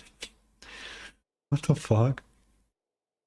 I understand your request. However, at the risk of causing offense, I must admit that I fail to see why you would wish for such a thing. I heard you have a certain fondness for water tasting, Monsieur Neuvillette. So allow me to use water as an analogy. Okay. A family is like a large body of water with countless rivers flowing in and out. As someone who watches over this system, I would hope that each river that flows from the source will eventually reach the ocean. Okay. Of course, objectively speaking, I know this is impossible. Most of the rivers will dry up along the way, disappearing into the ground and leaving nothing but a barren riverbed behind. Not all rivers are destined to reach the ocean, but I would not see their existence rendered meaningless. I believe the water that flows within them is simply meant for a different destination, like a field in need of irrigation. Or perhaps the glass of a certain water-tasting enthusiast. Does she want Nouvellette to take children from the house? Did you get any of that, Traveler? I think so. Your words paint an optimistic picture indeed. Allow me to remind you, however, few among us are willing to sip from a glass filled with tainted water. It may have been tainted at one point in time, but not to worry. I'll make sure it's strained of all impurities and returned to its cleanest form. I seem to recall there being a transactional aspect to your proposal. Perhaps you could expound on that? If you accept my proposal, Monsieur Neuvillette, I will gradually withdraw my forces from Fontaine. Oh. And, unless absolutely necessary, I will no longer carry out any special missions within Fontaine. I presume I can take your words to mean that, in the future, cases similar to the Tartuffe assassination will cease to cross my desk? Tartuffe? Ah, that thief who embezzled funds from all those charities, you mean? My deepest condolences to his family, but without any evidence, I cannot imagine how the House of the Hearth might have been involved in his passing. Oh. Okay. I feel like they're... I mean, okay, they just got rid of the evidence, like, but I feel like Just a little inkling that maybe they were involved. It is also interesting to me that Novelette has now like a position of like the fucking leader of Fontaine, like it's just randomly, you know, because we have to understand he's just a judge, right? Like he's just a judge, yet here we have like these crazy diplomatic things, and it makes sense because the Archon is not a thing anymore, so I guess he's the second best thing, but it is kind of funny. Of course, if you accept my proposal, Monsieur Neuvillette, I'm sure certain measures could be taken to reduce the frequency of such troubles. Okay. You choose your words carefully indeed. In that case, I am inclined to accept your proposal. My thanks for your generosity, Monsieur Neuvillette. Well, with that settled, we should be going now. I took the liberty of bringing along 2 bottles of spring water from Snezhnaya for you to enjoy. I do hope I get the chance to hear your impressions. Perhaps at our next meeting, yes? Indeed. I trust you would not overlook your commitment in the meantime. All right, Traveler Paimon. Time to go. So why did we even come here? What was the point of us being here? I don't get it. Yeah. So, what exactly were you talking about back there? Paimon only heard you mention some rivers, a large body of water, and then some kind of irrigation scheme. You really want to know? I would imagine there might be more pressing concerns at the moment. I mean, I am curious, but I think I get it. Winnie, Paimon really hopes everything's going okay. Okay. Oh, it's... Paimon recognizes that look. You've got your tiki cap on, don't you, Traveler? The knave may seem relaxed, but she didn't seem to be joking earlier when she said those who betrayed the organization must pay with their lives. I think she's serious about punishing those kids. How should we stop her? No, there's something else we should figure out first. While we were talking in front of the Palais Marmonia, she mentioned Clairvy's name. Does that mean she knew where Clairvy was this entire time? Maybe she even anticipated how Linny and the others were going to act. Wait. Whoa. It's the guy with the scar. Oh, shoot. Are you alright? Oh, jeez. I'm so sorry. I was so focused on selling these papers, I wasn't looking where I was going. Wait, it's the guy, right? With the scar. My bad. Well, let me make it up to you at least. Here, take this paper. On the house. He looks kind of familiar for some reason. Oh, you don't have to give us anything. Please, I want to. It's not like I'm short on supply. All the extras will be useless come tomorrow anyway. It's my fault, really. I was just trying to bring home some extra mora for the family, but I bit off more than I can chew. I haven't had many takers today, so I'm still swimming in papers. What's going on here? Nothing much. I just ran into your friend here on accident. I should probably get going, actually, so...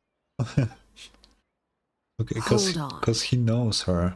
Of course, I'm happy to compensate you with mora, it's just... I don't have any on me at the moment. Wasn't he supposed to be executed?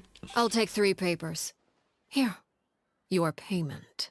Oh, thank you for your patronage. May the Archons bless you with good fortune.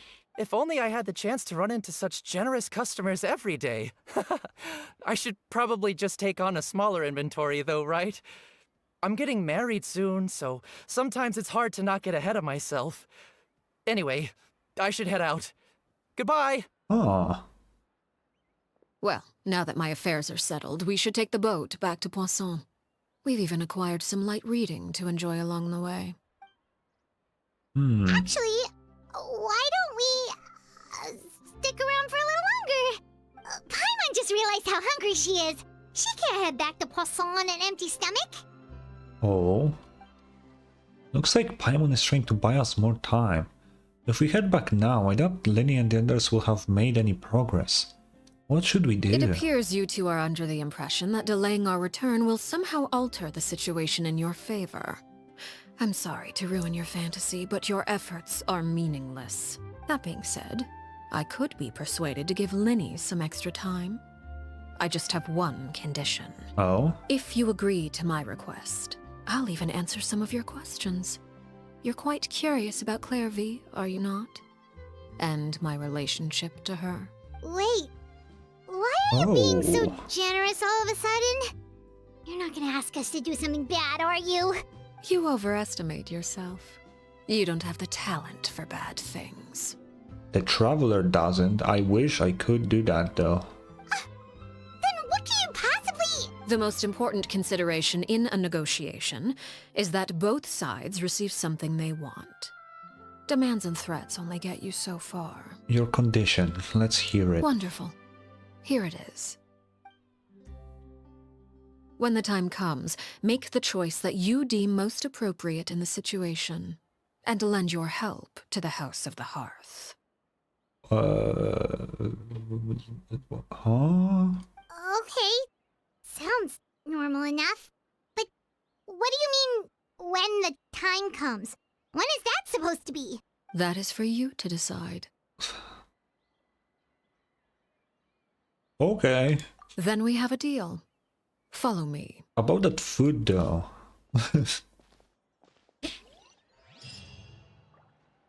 Where are we going? What the where are we going? Huh? Oh. Oh. This glider fits. I didn't like it at first, but I think it fits. Okay. Are we fighting her already? What That's is the boss this place? arena. Right? Somewhere long forgotten by everyone. It used to be a grand building. Now it's nothing more than a pile of rubble. And we know why, because that's where she fought the previous neighbor. No one comes here anymore. Nor does anyone care about what once happened here. Although, this place does have something to do with the story I'm about to tell you.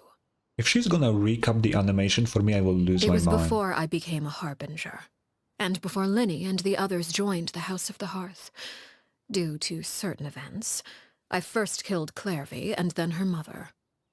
And this is where it all happened. You were the one that killed Clairvy? Why? Patience now. Allow me to explain Clairvy's side of the story first. I'll start from the beginning. Okay. We still are missing some details, so... Clairvy was 6 years old when she was brought by her mother, Crucibina, to live in the House of the Hearth. From the outside, it seemed like a fairy tale. A thriving family made up of kind adults and friendly children. Yeah, but it turns out that she was just a bitch. Crucibina was the knave at that time, and the House of the Hearth was under her control. She was Clairvy's mother by blood, but she was also the mother to all the children in the house. Clairvy was happy here, for a time. But she quickly realized that being part of this family wasn't a fairy tale at all. It was a kind of purgatory. Oh. Just like your constellation? Hmm? Purgatory? Oh, fuck. Exactly. The House of the Hearth takes in war orphans from all over Teyvat. But as for how to raise them, that depends entirely on the person in charge. Crucibina came up with a novel idea. She would teach the children to fight, force them to duel each other, and then crown as the king of the house the child who proved themselves most worthy of inheriting her title. Oh. It's difficult to estimate the number of children who died or were maimed in the process. There's little I can say about the ones who died. The ones that emerged with permanent injuries, on the other hand, well, they still served a purpose. They would be handed over to the doctor to be experimented on, or sent away on dangerous missions. Nothing more than tools to be used and then discarded. Oh. So those were the experiments Clairvy was talking about. But what actually happened to her? You said that Clairvy was Crucibina's daughter, so if Clairvy tried to convince her to stop what she was doing, Crucibina probably would have listened, right? Fuck no. Despite being Clairvy's mother, Crucibina cared little for her daughter. She forced Clairvy to join the House of the Hearth only as a means to demonstrate her own impartiality as a mother, to prove that she treated all her children equally. That's so fucked up, man. Clairvy did try to convince her mother to change her ways, but it was to no avail. After her efforts failed, the only other option was to rise up and try to fight back. Unfortunately, the other children had already been thoroughly indoctrinated into the illusion of happiness Crucibina had created. Yeah. Of course, there was one exception. Someone Clairvy's age who knew the truth about the House of the Hearth. Her name was Peruere. Perry, also known currently as Arlecchino. The friend that Clairvy mentioned? Friend, huh? I suppose we can call her that for now. Clairvy was a cheerful and passionate person with a tenacious spirit. Peruere, on the other hand, was rather cold-blooded. Her cold-blooded nature allowed her to see through Crucibina's facade. Yet, it was also this cold-bloodedness that prevented her from acting against it. At least at first. While Clairvy longed for freedom, Peruere was convinced that, amid all the fighting and violence, she would make it until the end. Yeah. Despite their differences, the two became fast friends, united by their knowledge of the truth. Clairvy told Peruere that she hoped to create a real family, where no one would be killed or sacrificed. There may have been a certain naivete to her ideas, but Clairvy proved her determination many times over. She tried countless times to run away, ask for help, or expose the truth. But her efforts only earned her beating after beating. The only thing that kept her going was her strength of will. Okay. The only thing I want to know, why did Arlecchino kill her? Because based on the animation, Clairvy was the last one that was killed. So, and if Arlecchino decided to kill the previous knave immediately afterwards, why wouldn't she leave Clairvy be? Even with her body racked with pain, she would still stand on her tiptoes and open the window at night. She and Peruere would look out at the moon together, a fierce longing for freedom shining in her eyes. But one day that light simply vanished. Oh no. What happened? Her hopelessness resulted from a culmination of things. 10 years had passed. 10 years worth of failure after failure. She and Peruere weren't children anymore, but finding any chance to escape still seemed as hopeless as ever. Okay. It was during this time that Peruere suggested a new plan. If escaping was out of the question, why not take down the very person sitting on top of this throne of lies? Mother herself. Yeah. Clairvy rejected that proposal. Oh. She claimed that, as a famous harbinger, Crucibina possessed an unimaginable amount of power. Trying to kill her would have an incredibly low chance of success. Oh, so she didn't want to do it because it was unlikely, not because it was her mother. That's okay. Clairvy never gave another reason, but Peruere could see it written all over her face. Oh, never mind. Clairvy still thought of Crucibina as her mother. Killing her own flesh and blood was a line she couldn't bring herself to cross. If she couldn't escape and fight back, then only one option remained. Death. Precisely. Death was the only way that she felt she could be free. Which is interesting, because Arlecchino still killed the previous knave. So she didn't really have to die. Oh, fuck. It happened during a duel. When she arrived at the dueling ring that day, her partner turned out to be none other than Peruere. The very person that had stood by her side all those years. It was a fierce battle. But ultimately, Clairvy decided to let Peruere end her life. It was way brutal in the anime. You know what is curious to me? So Genshin is 12 plus, so sure, they cannot show a lot of stuff. But in the animation for this game, right? So it still should be treated with the same PG rating, right? She was straight up stabbed, and it was like you could see the blood on the sword, and she was like stabbed. Not a drop of blood here. I wonder how that works. Like, you can advertise the game and put like shit above the game's PG rating then? It's really weird. I don't know, it's interesting. From that moment on, Paraware's journey was one written in flames. When the rain finally came and washed it all away, there she stood, the sole victor in Mother's endless game of slaughter. A trail of corpses strewn across her path to success. Actually, speaking about PG, it would be really nice if Zenless had a little bit of blood, because it's 16 plus, so they could show it. At 16 you can just freely use blood, just not heavy gore, but blood is fine. It would be really nice. It was the very result she had predicted 10 years prior. Even then, she believed she would make it until the end. She wasn't surprised by the fact that she emerged as Mother's undisputed heir. Rather, her success left her with an inexplicable sense of restlessness. Okay. She was unsettled. And there was only one thing that could quell that sensation. Perhaps you two would like to take a guess as to what it was? Killing the person at the very top? Who's Sabina, you mean? But... Correct. This is the place where Peruware killed her best friend.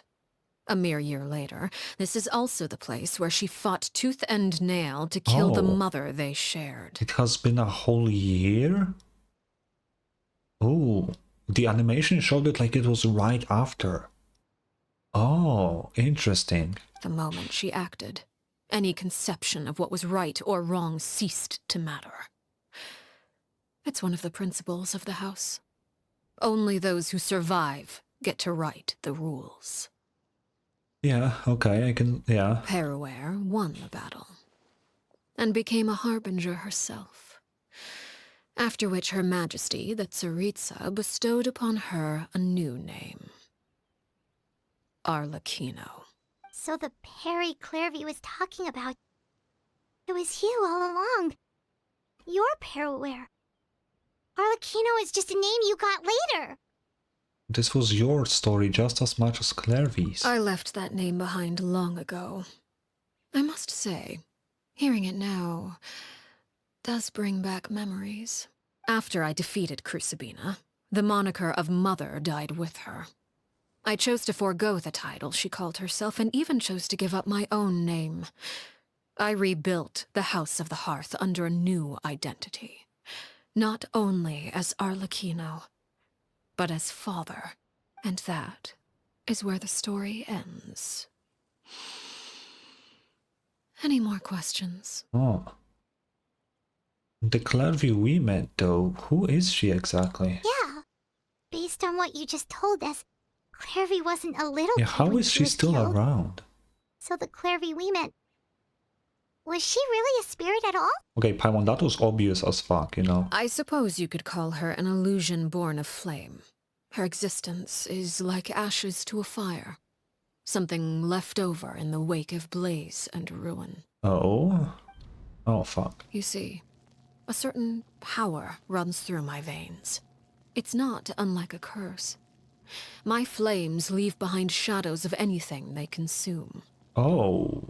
Of course, the chances of those shadows morphing into a sentient entity are exceedingly slim. Clairvy is a very special case. Okay. Clairvy died when she was 16 years old. But what emerged from the flames was her 6-year-old self. Her appearance wasn't the only thing affected. Most of her memories were lost to the blaze as well. Memory is a mysterious thing indeed. Losing a portion of your memories will alter your sense of self. Lose 10 years' worth, however, and it would be like living in the past. Oh, yeah. Like returning to a version of yourself that never grew up. That's why she was talking about, like, opening the window and shit. That's why she sees everything differently. Shit. I wonder how would she react if Arlecchino actually did show herself to her. Huh. I guess at that point, is there really a point to keep her around? Like, I know it may sound kind of fucked up, right? But like, technically she's not even real. It's not that she's a ghost, she's just like a made-up thing. Like something that shouldn't exist. It's not even a ghost at this point, it's just something that was accidentally created. So should we really keep her around? We cannot help her in any way, because she's not a ghost, so the whole thing about making her wish true just wouldn't do anything, right? No wonder Paimon got such a weird feeling when we were Oh. talking to her. Perhaps I should put it this way. Clairvy is someone trapped in time. It may seem like she exists with us in the present, but she truly lives in the confines of her own past. You know, that sounds like an actual purgatory. You're just stuck and nothing happens. Like, I wouldn't want to be in that state. If I was in Clairvy's place, I wish someone got rid of me, if I'm being honest. So if all of that is true, then you must have known about Clairvy for a long time. Indeed. She's a rather volatile and unstable entity. Sometimes she would look after the children. She's even saved some of their lives. Okay. But other times, she would hide from me and become obsessed with revealing the truth about the house to anyone who will listen. Oh. Oh, and because she's stuck in the past, she doesn't know the actual truth, because she thinks still in the past. Okay, you know what?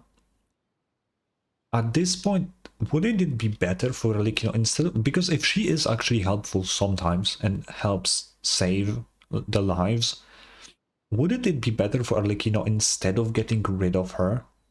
Which, as I said, I think it would be better for Clairvy to just disappear. But, and maybe that's why she wants to do that. But at this point, you could also just tell everyone at the house the truth.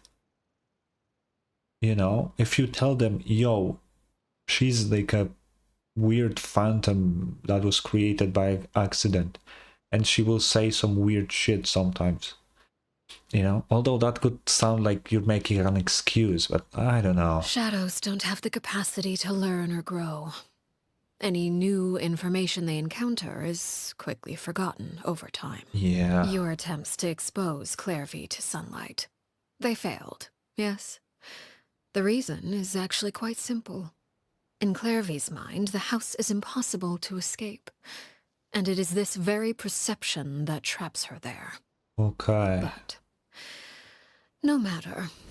All I have to do is kill her again, and all will be resolved. I don't anticipate so much as a single speck of ash will be left behind this time. Wait!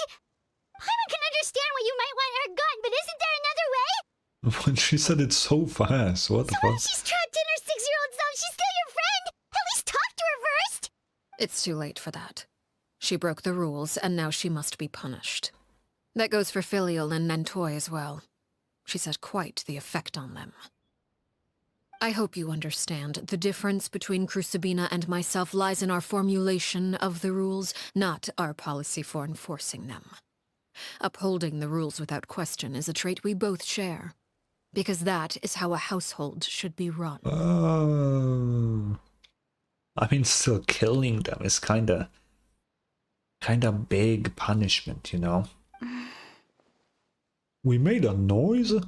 Is this really what you want to do?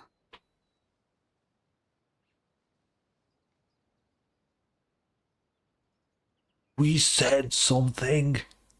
No. Whatever could you mean?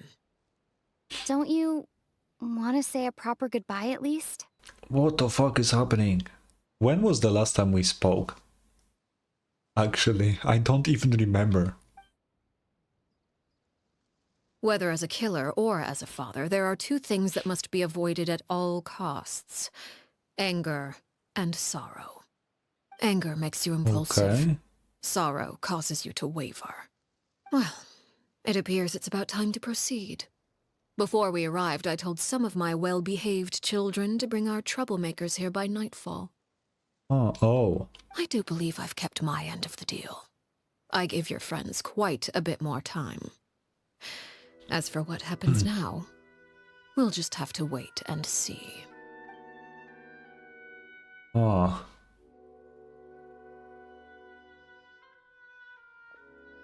Oh. Here they are, Father. Why is there so many? Oh, and Clervy's still here. Ah, you gonna execute him? Seeing something like that would actually be a first for me. Lenny! Clervy.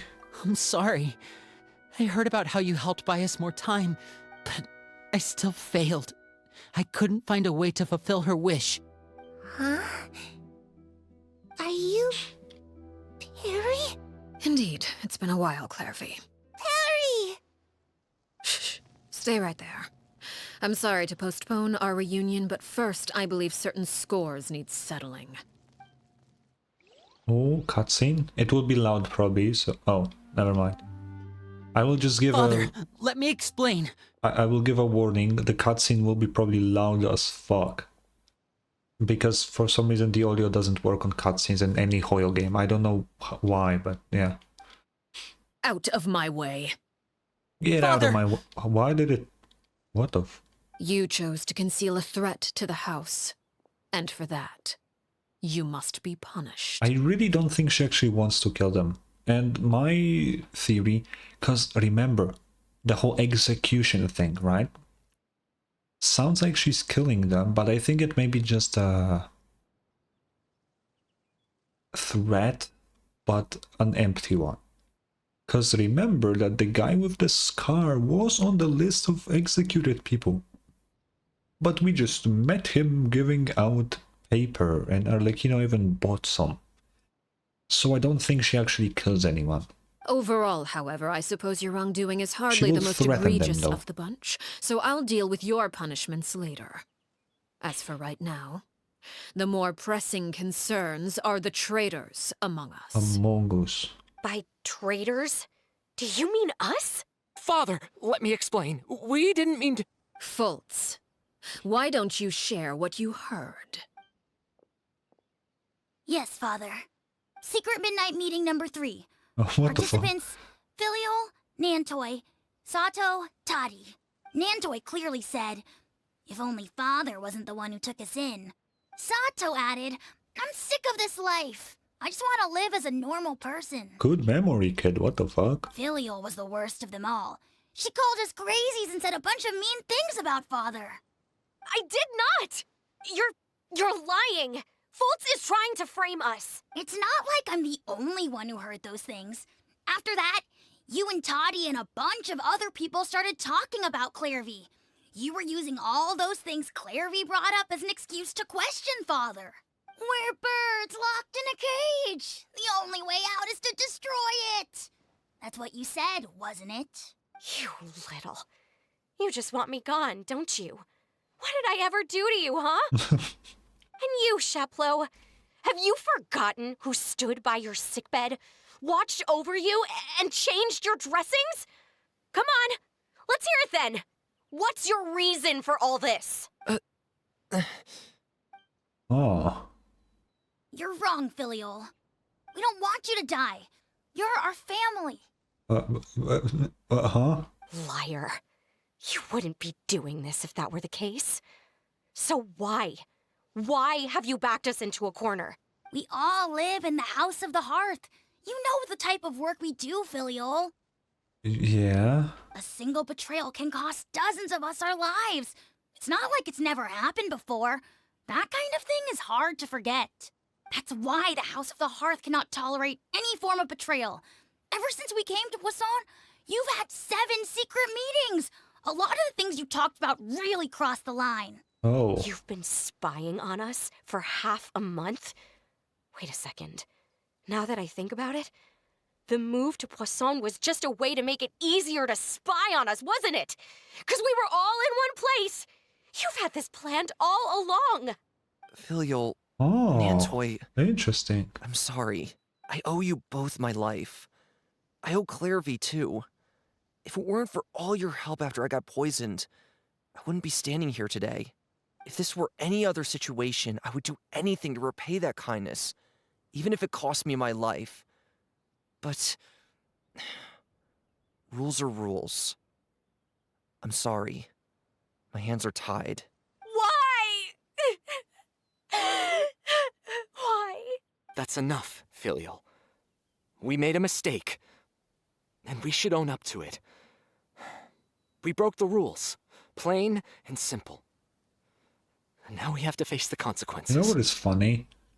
It's like Lenny, Ferminate, and Lynette have a chance, at least. Like, they can fight back because they have visions. These guys are one-shotted.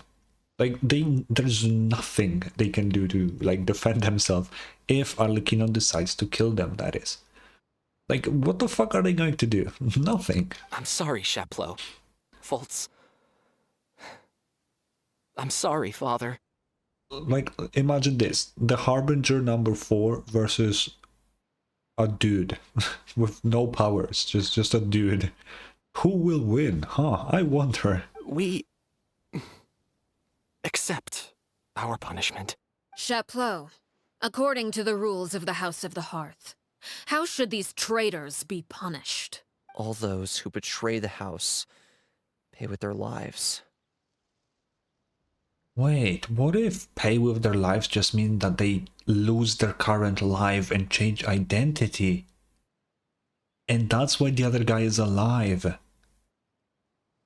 Because, you know, their current life is being a member of the House of the Hearth and, you know, having some sort of name.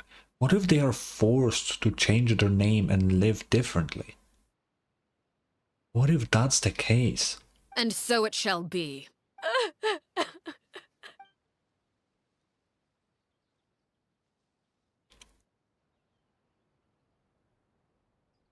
Father, please wait! Oh, and Lenny and the others will not like that because they think she will kill them and they will attack her. Oh, okay, that's interesting. Very predictable, though. Something you want to say, Linny? Please reconsider, Father.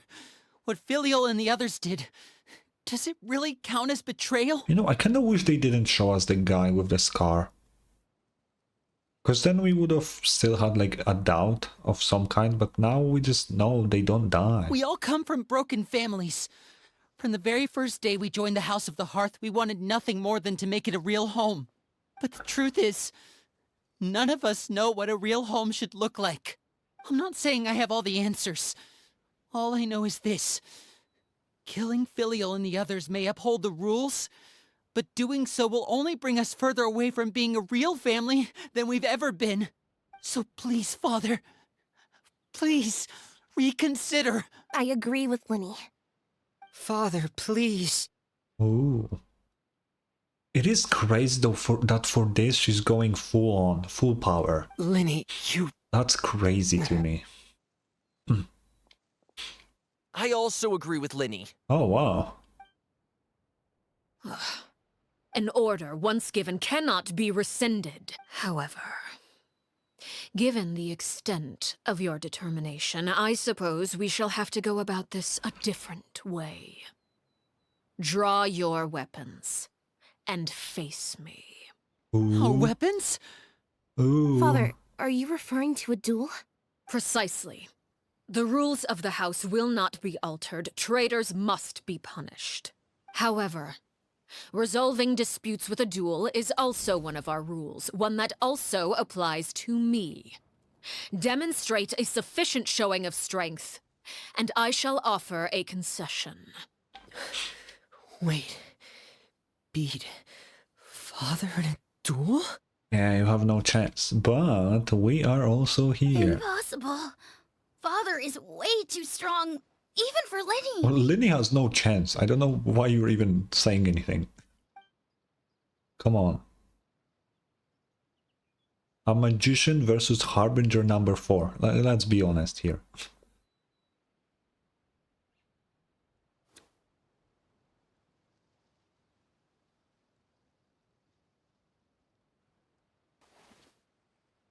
Yeah. What is the music, by the way? There's no music. Did you hear that, Traveler? Yeah. Lenny and the others have to duel the knave. What should we do? Can they really win something like that? No, but we can. If they lose, those people from the house are really gonna be executed. Hey, are you listening? Is executing them really what she wants? No. Don't you want to say a proper goodbye at least? Anger makes you impulsive. Sorrow causes you to waver. Oh, okay. Back then, she never actually answered my question. But that makes the answer pretty obvious, doesn't it? Oh. Looking at that expression on her face, she seems really serious about this. Guess that means there's no chance she's throwing the duel on purpose, huh? Paimon, she's always looking serious. Like, have you noticed that? There's no way the knave will lose on purpose, although... When guests are around, families are often on their best behavior. And any disputes are less likely to escalate. When the time comes, make the choice that you deem most appropriate in the situation, and lend your help to the House of the Hearth. Yep. What's wrong, Traveler? Hey, where are you going? Traveler? I'd like to see for myself what the fourth of the Fatui Harbingers can do. That's such a sick line. You're asking to join the duel against the knave? Why couldn't Lumin say that instead of what she said before? If that's okay. I'll allow it. We do have a ready-made dueling ring at our disposal, after all. True, okay, I need to... Oh, fuck. Can I change the team? All I would advise is this. Keep a firm grasp on your weapon, and give it your all. Any less, and you may just lose your life. I don't have a team to fight. Please let me change it. Please, I have Arlecchino at level 40 in my team. And a fucking off-field DPS Chiori. Please. Oh my god. Stabilize! I don't know, let's... Everlasting as the moon! I kind of want to hear the music though. That deals no damage, bro. Game's up. Fun's over. And voila! Oh. Is it my turn now? Take it easy. Okay, I'll try without Zhongli to like... Oh wait, what is she? With the fall of Oh, darkness, what is she doing? destruction shall rise. Over here! Oh, what the fuck? Have a taste of Your next charge attack will unleash something.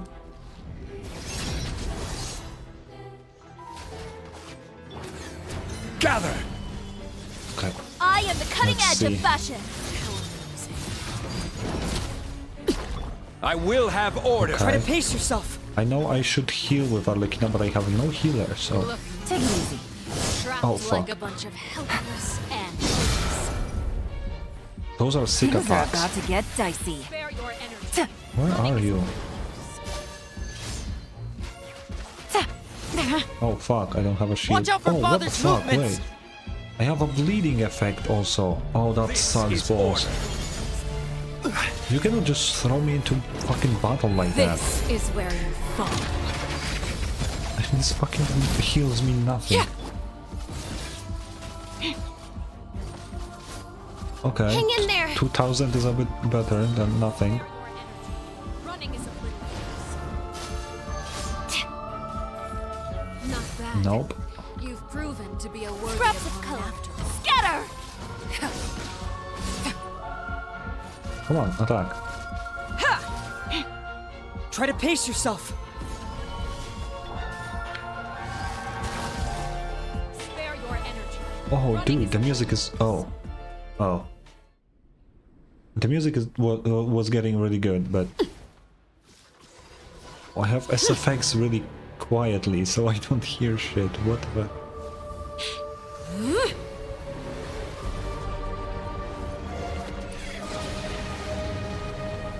I should have put sound effects a bit louder, but... Oh, and she's even hotter now. Cinder of Two Worlds. Okay, now we... Bro, I don't have a healer. I don't have a healer. Arlecchino. What the f... Gather! My blade is all that remains. Quietly now. Here comes the catch.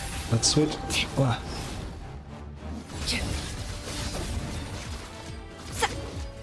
Now's our chance! Over here! Nope. Order guide you. Oh, it actually says per where. Stabilize. Let's go, Tomato. Okay, she's weak because it's the Busted. quest version. Movements. Look out!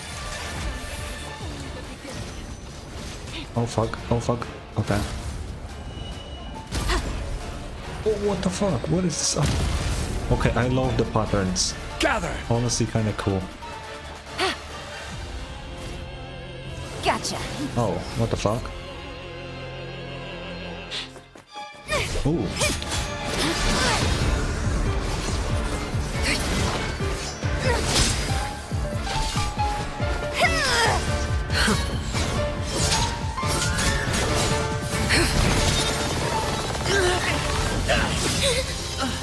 Let's go. You should know better than to crowd in one place.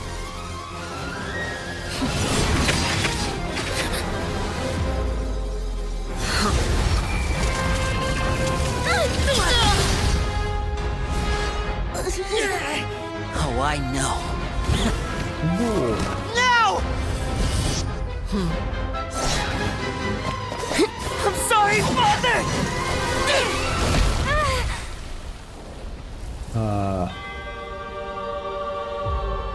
Yeah, that was expected.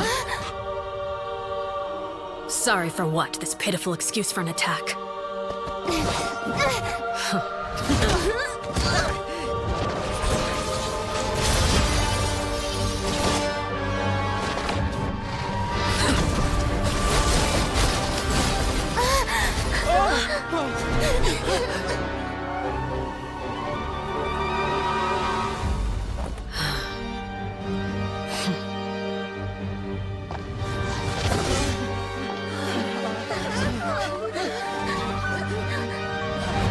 Father, no!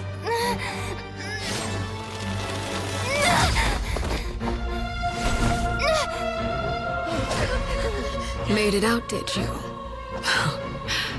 You're stronger than I expected. She's so hard.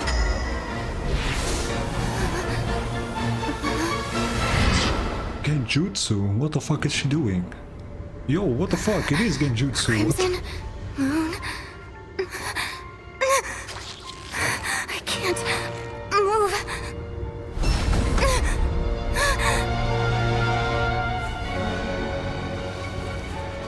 Oh.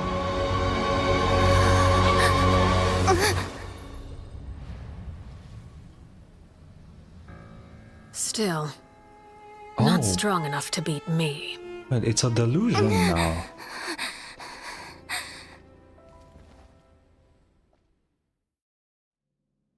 Arlecchino can use Genjutsu? What the fuck is going on? What is going on? Why does she know Genjutsu, bro? Okay, I need to talk a little bit. So please, please, please, let me talk a little bit. I believe we can end things here. It's not often that we get to enjoy the company of guests, after all. We wouldn't want things to get too out of hand. Okay. So... Okay, that means lore-wise we're weaker than the 4th Harbinger. That's good to know. And that also means it's really good that we did not fight Dottore. Because he is number 2. Well, how is he number 2? What the fuck? It is interesting that Arlecchino has a pyro vision and a pyro delusion, which is weird. I don't know why would you. What's the benefit of that? Like Tartaglia has hydro vision, electro delusion, right? And he gets like, you know, he can do this or that, right? Or both. Why the fuck someone with a pyro vision picks up a pyro delusion? Like, are you double pyro then and you have cooler flames? I guess her flames are kind of different. But she kind of had them when she fought the previous knave already. So, oh, interesting. Also, the Crimson Moon is a that's a big deal, I think. Oh, that's such a throwback, but it's one of the first trailers for Genshin. I think it's called We Will Be Reunited, right? I'm not sure. Where you see Lumine, so the Abyss sibling, not in my game because I play as Lumine, but the Abyss sibling, like running from like a collapsing building with a giant crimson moon in the background. Like, a crimson moon is a really big deal in this game, and it's interesting that Arlecchino has a power related to that. And she can use genjutsu. Why, what the fuck? Okay, so Arlecchino's eyes are just Sharingan. Gotcha. Let's continue.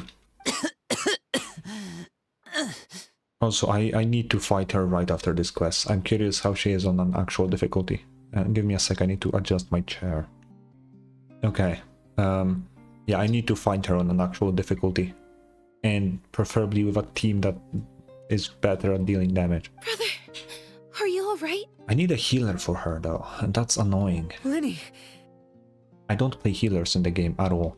Given that I am the victor of this duel, as agreed, the punishment stands. No! And she will not kill you. I never thought things would end like this. However, everyone involved in the duel demonstrated a remarkable level of strength and determination. In light of this, I'm prepared to change the method of execution. Oh? Elwar, the bottled flames I gave you for safekeeping. Do you still have them? What? Yes? I wasn't sure what they were for, but I've kept them super safe. I didn't lose a single one.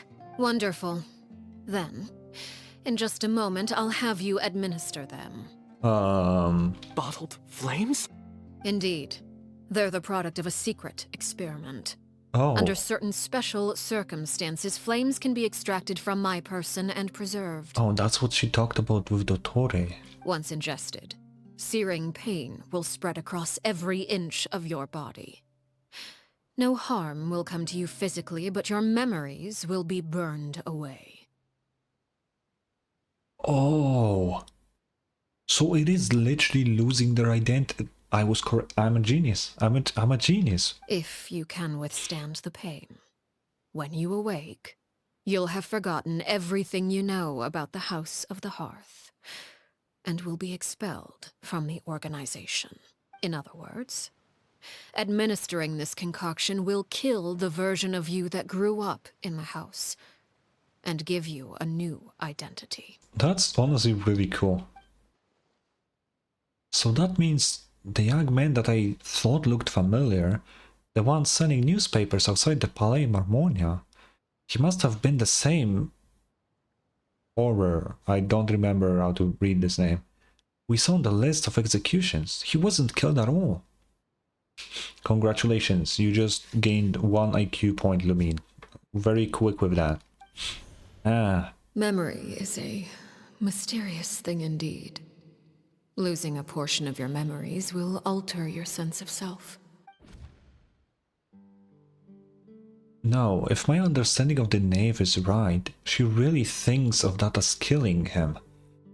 The horror that lived in the House of the Hearth is dead. The one that remains is simply a normal person living out his life with his beloved. I mean, theoretically, that is killing him. Like the thing, if you lose all your memories of you growing up, that's basically dying and you're just a new person now, right? It makes sense to me. Even so, it's much better than actually ending their lives. So, you're just letting us go, Father? You misunderstand. Memories are extremely important. Once consumed by flame, the version of you standing before me will die, and our secrets will die with you. So no, I don't intend to just let you go, because the person who survives will be nothing but a stranger. Even so, I won't have to live in fear anymore. I'm sorry, Father. I'm sorry I let you down. But I I really... Don't cry, filial. You haven't left the house yet, so there are still rules to be followed, yes? Remember what I taught you. Anger makes you impulsive, sorrow causes you to waver. Don't let yourself be controlled by your emotions. Oh, Of course. I'll remember. no, you won't, but... Dry your tears, and go pursue the life you really want. Yes, Father. Chaplot, Foltz, Elwar. Take them back to Poisson. And bring Linny and the others as well. I prepared 3 extra vials of bottled flames. As for whether to take them, the choice is yours. Goodbye, children. The next time we meet, I will no longer be your father. Thank you for all you've done for the house. I hope you have bright futures ahead of you. Yeah, I mean, I always thought Arlecchino isn't purely evil. Like, it was kinda obvious.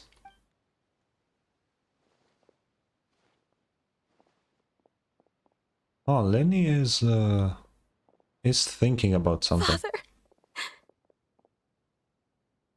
Let's go.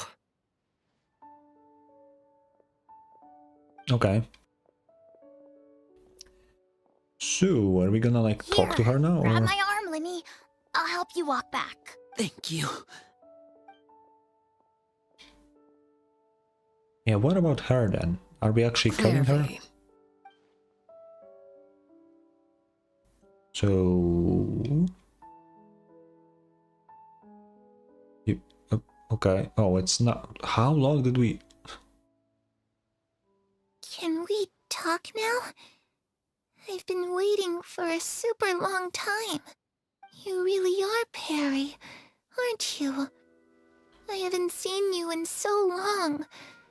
How come you're all grown up? It's called time. Wait, did I somehow travel to the future on accident? Or am I dreaming? What a long dream. Neither. You died, Clairvy. That's what happened. Yeah. You could have at least sugarcoated it a little. Look, she's done speechless. I don't think it's a bad idea. Arlecchino is just as she always was with Clairvy, so I don't think she minds that.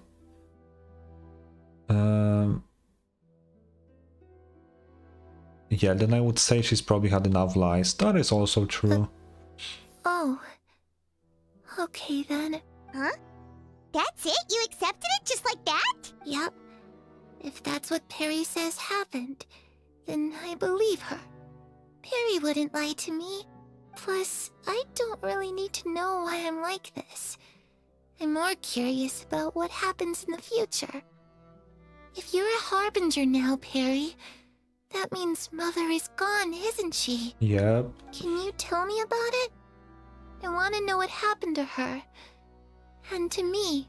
You never stopped trying to defy fate. At first, no one believed you. You could only vent your frustrations to the moon. In fact, you often sought comfort in the night sky. You wanted to see the aurora, so one night we promised each other we would go to Snezhnaya to see it together. Yeah. Later on, you tried to run away, but you were brought back each time. Mother spared your life, but it wasn't out of kindness. Instead, she decided to make an example of you by slowly torturing you over time. That way, the other children would know what happens to traitors. Still, you never gave up. Mother hoped that through ruthless duel after ruthless duel, she would be able to crown an ultimate victor among the children she raised. Yeah. But you called on everyone to unite, to fight to a draw in order to reduce casualties. Your efforts may have only delayed the inevitable, but still. You gave them hope. Oh? You tried everything you could think of, but every attempt ended in failure. Still, you never turned your sword on Crucibina, and you never turned it on me. On that gloomy day, you told me, for the last 16 years of my life, I've done everything I can to fight for freedom. But now, I realize that the only freedom I truly possess is the freedom to choose to die. Damn. I never imagined I would say something like that. I must have been feeling really worn down. But somehow, I still think I understand. According to Mother's plan, only one of us was going to make it until the end. And I always hoped that person would be you. Man. Why is she so nice? If I could do it all over again, I still don't think I would make a different choice. Even when I first met you, I knew you'd be able to do what I couldn't. Is that so?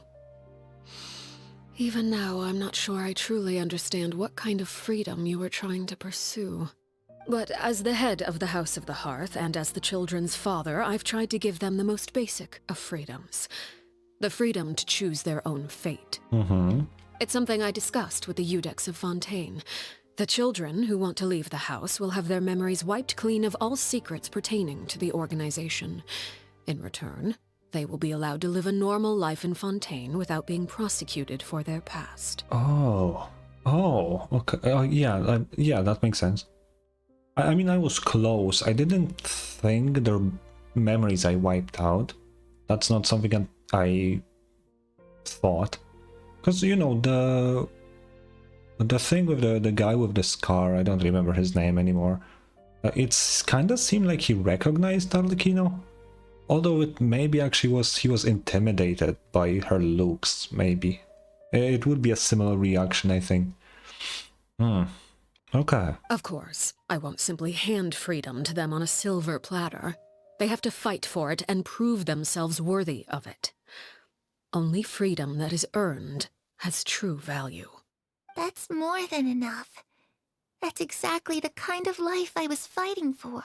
You know, Perry, I think you're a pretty amazing king, and a really great father, too.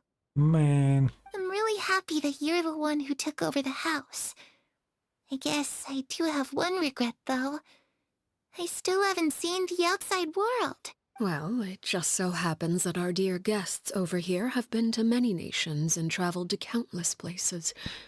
Perhaps they would be willing to tell you what the outside world is like. Really? Sure. Of course! We've traveled all over the place. We've got so many stories, we could probably talk your ears off for 3 days straight! I don't know about the animal. You know, I used to dream of being a bard. Oh.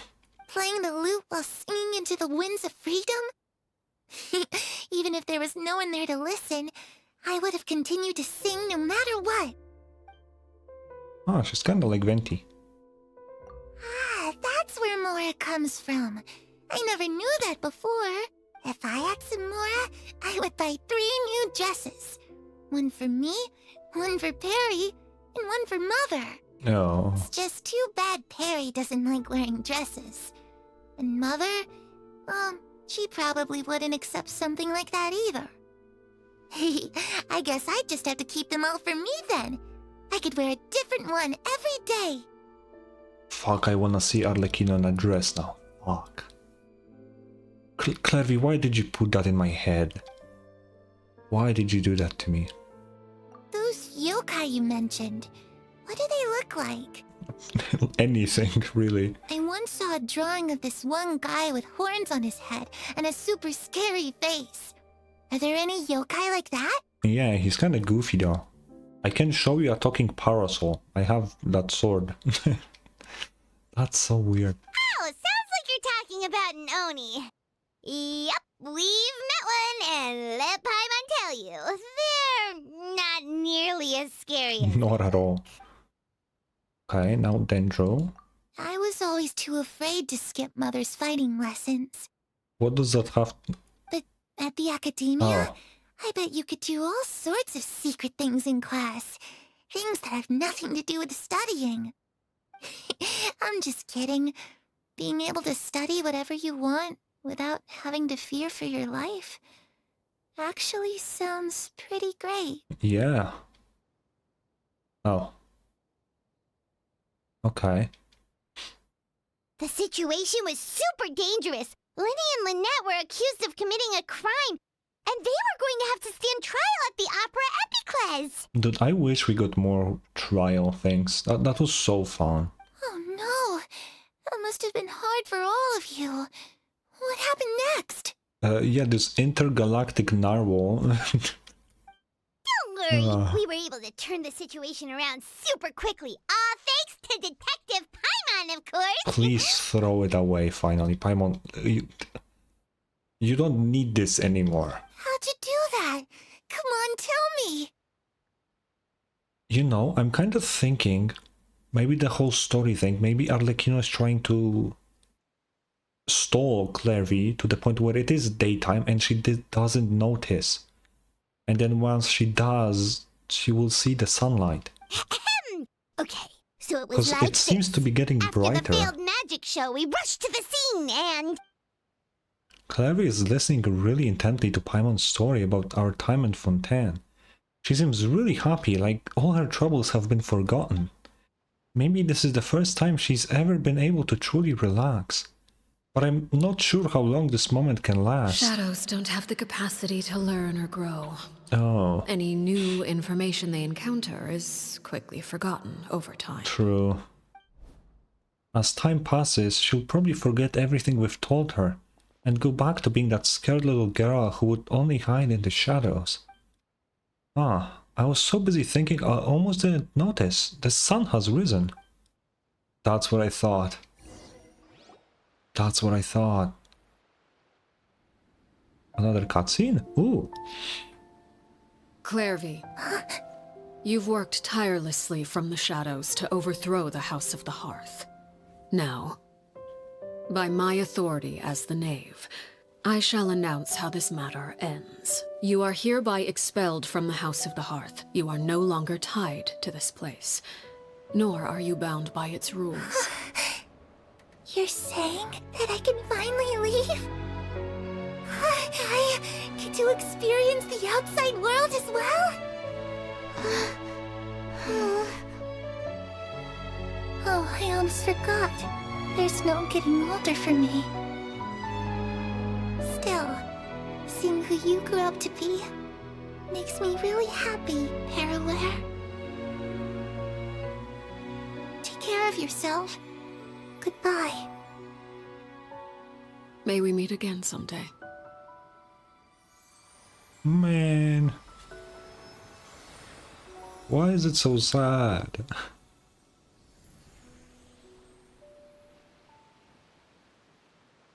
Clairvy, Man. she left so soon. Paimon didn't even get to finish her story. I also have certain sentiments left unsaid. I wanted to tell her that the aurora I saw in Snezhnaya was just as beautiful as the ones in the pictures. Oh, yeah. But a shadow's memories reset at dawn. Had we delayed any longer, we wouldn't have had the time to say goodbye. Ah. Whatever regrets may linger, let them be lost to the coming of a new day. Oh. Father? Lenny? It's Linny! Hey, Linny! Oh. What is he doing back here? Let's go check it out.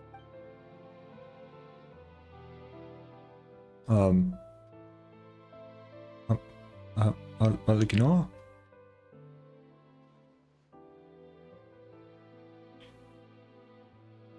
Father, the bottled flames have been administered. Filial and the others have left the house. Mm-hmm. And you? What have you decided? Thank you for giving us that choice, Father. But we never wanted to leave the house. It's the only home we've ever known. Yeah, I did expect that. Lynette and Fremine feel the same way. They're recuperating back at the Hotel Bouffe d'Été. But I decided to come back and tell you where we stood.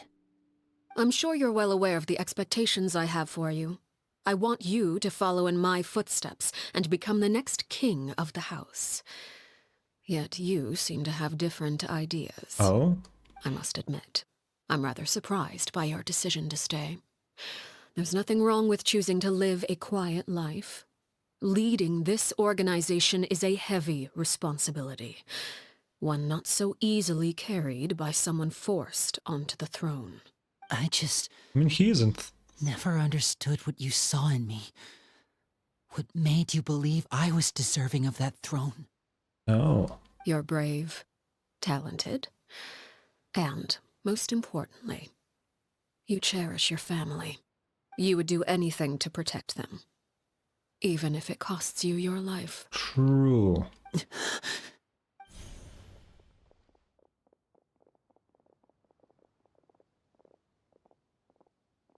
Speaking up back there was so brave of you, Linny. It's all thanks to you that we were able to convince Father to back down. You're a hero, Linny. Hero. Father is the real hero. Why? Had Father gone all out during the duel, Oh. there's no way I would have walked away with my life. She must have had it all planned from the beginning, from the very moment she suggested a duel. Yeah, true. I'm not deserving of that title. I'm not strong enough or smart enough. You're wrong. In my opinion, all you need to be deserving of the throne is conviction and the necessary strength to act on it. Well, it would be cool if Linny became a harbinger. We may have different ideas of what it means to be a family, but you can hardly be said to lack conviction. What you truly lack is strength. For someone of your talent, though, that's something that will come with time. Even without that strength, you still chose to face me in a duel, even though the odds were stacked against you. That capacity to honor your convictions is what I truly see in you. Yeah. Father. No one knows what the future holds, what tragedy or triumph may be in store. Being at the head of this organization requires the strength of will to face whatever comes. Caution will only hold you back. If reaching a certain standard were required to go after what you want, I would never have succeeded in killing my predecessor. Back then, there was still a considerable gap between our abilities. Yeah, but once you started fighting her, you beat her ass. Like, damn. Strength may decide the ultimate victor, but those who let a lack of strength dictate their decisions or undermine their convictions will never be worthy of the throne. I understand, Father. Thank you. Children must grow up to surpass their parents. Only then can a family continue to flourish. I don't think they have to surpass them. The road ahead is not an easy one, so I'll ask you one last time. Are you certain you want to stay? You've done so much for me, Father, and that kindness must be repaid. Plus, with Project Stuja at hand, there are many dangers ahead, and I, for one, don't intend to back down. I want to know more about this project. Protecting my family at all costs. That's my conviction. Then you're welcome to stay. As for Project Stuja, you need not be too concerned. If those cowardly businessmen and heartless dignitaries try to take us down, I'm prepared to teach them a lesson. Oh. Having members who longed for the light was our organization's last weakness. With those members no longer among our ranks, the House of the Hearth is like a spider hiding in the shadows. We need only wait for our prey to come to us. I mean, it was kinda hinted many times that Arlecchino doesn't like the other Harbingers, potentially even having a plan to betray the Fatui in general. It would be a cool plot for the future, but a far future, I think. I mean, Puccinella cannot be like high ranked, right? Puccinella is like a fucking baby mode Harbinger, bro. Except that he's old, but ain't no way he can do anything to Arlecchino. Like, I don't believe that. And Regrator is Pantalone, right? And he doesn't have a vision. I don't know. What the fuck are they going to do? At present, our imperative is to use their plan to our advantage. In doing so, a crimson moon shall rise amid the frigid blizzards of winter. No demonstration of loyalty shall go unrewarded, and no sacrifice shall be in vain.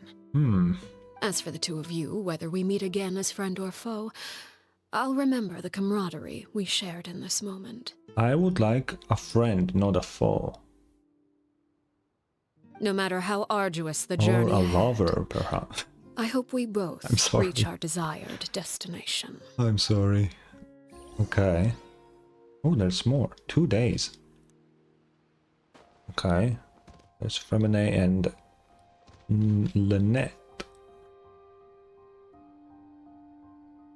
Lynette? Fremine? How are you feeling? Much better. Good. Whew, what a relief! What about you? Are you feeling alright? There's no need to worry. I knew you'd come out unscathed. Us, on the other hand, well, we've been bedridden for 2 days. I couldn't even turn over. I mean, I got genjutsu'd. I don't know if that's better or worse, but... Oh, and I wanted to ask, is Claire gone?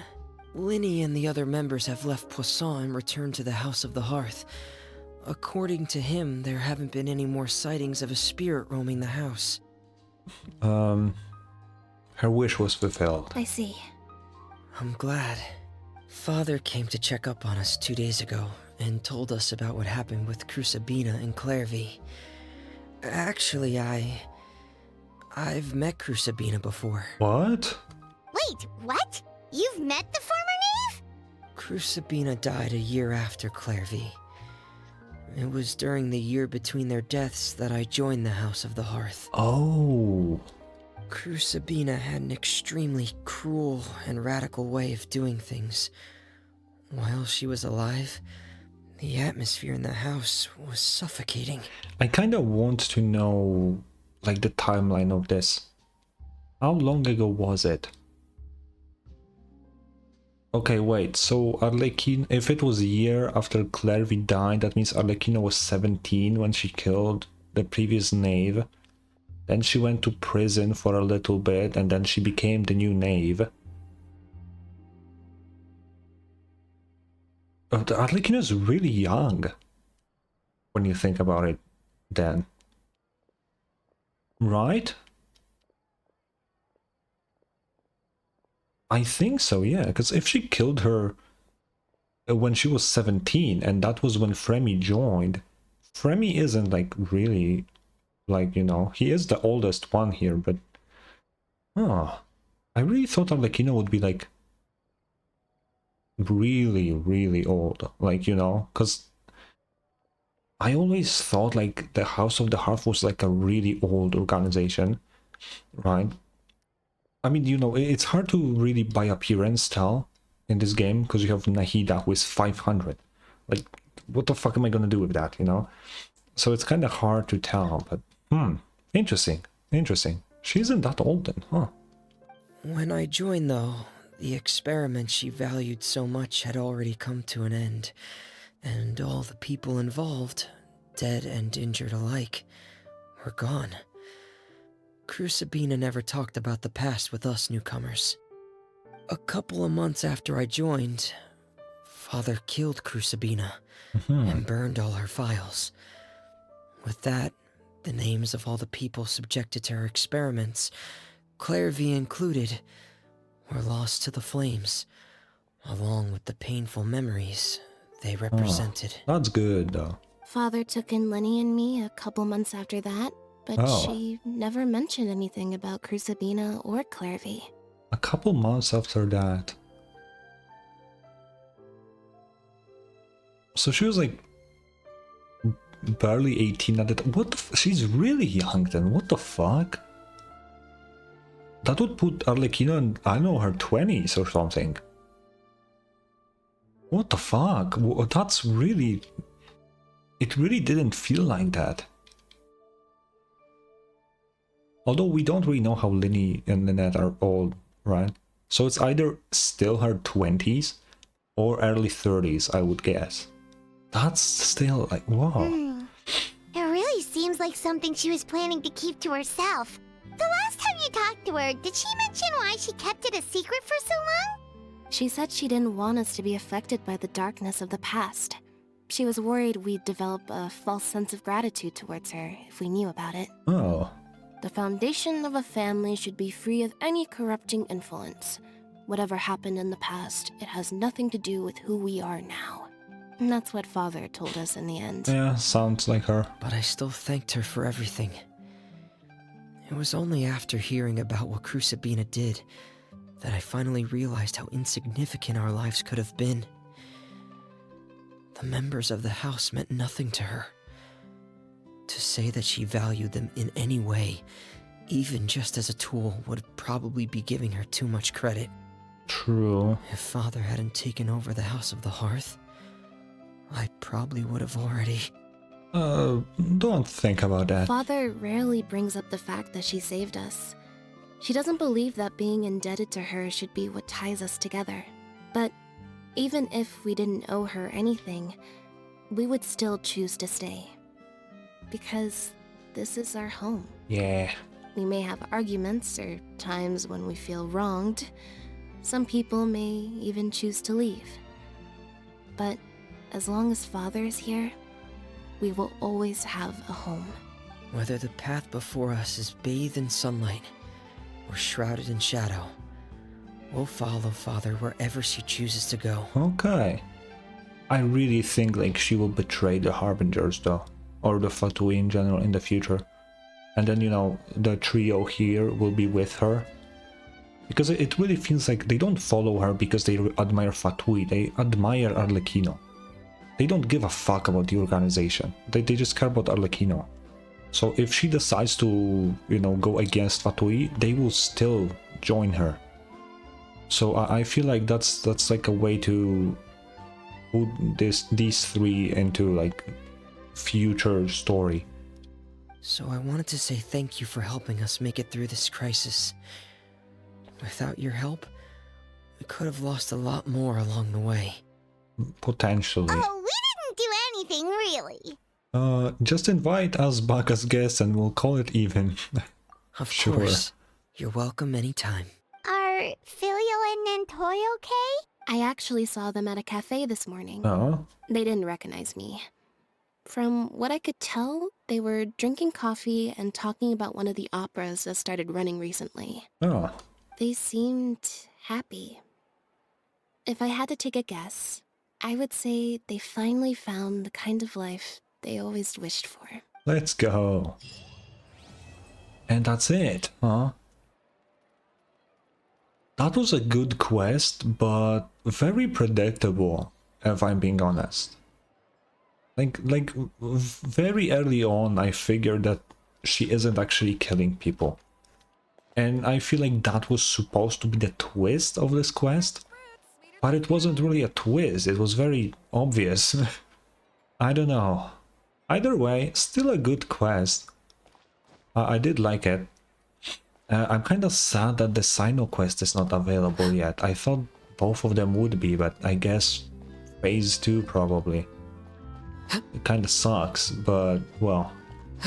We still have a couple things to do. I assume the big event with Ito will be still phase 1, because the big events are usually at the beginning. We have a world quest to do in Petrichor, and exploring the whole area.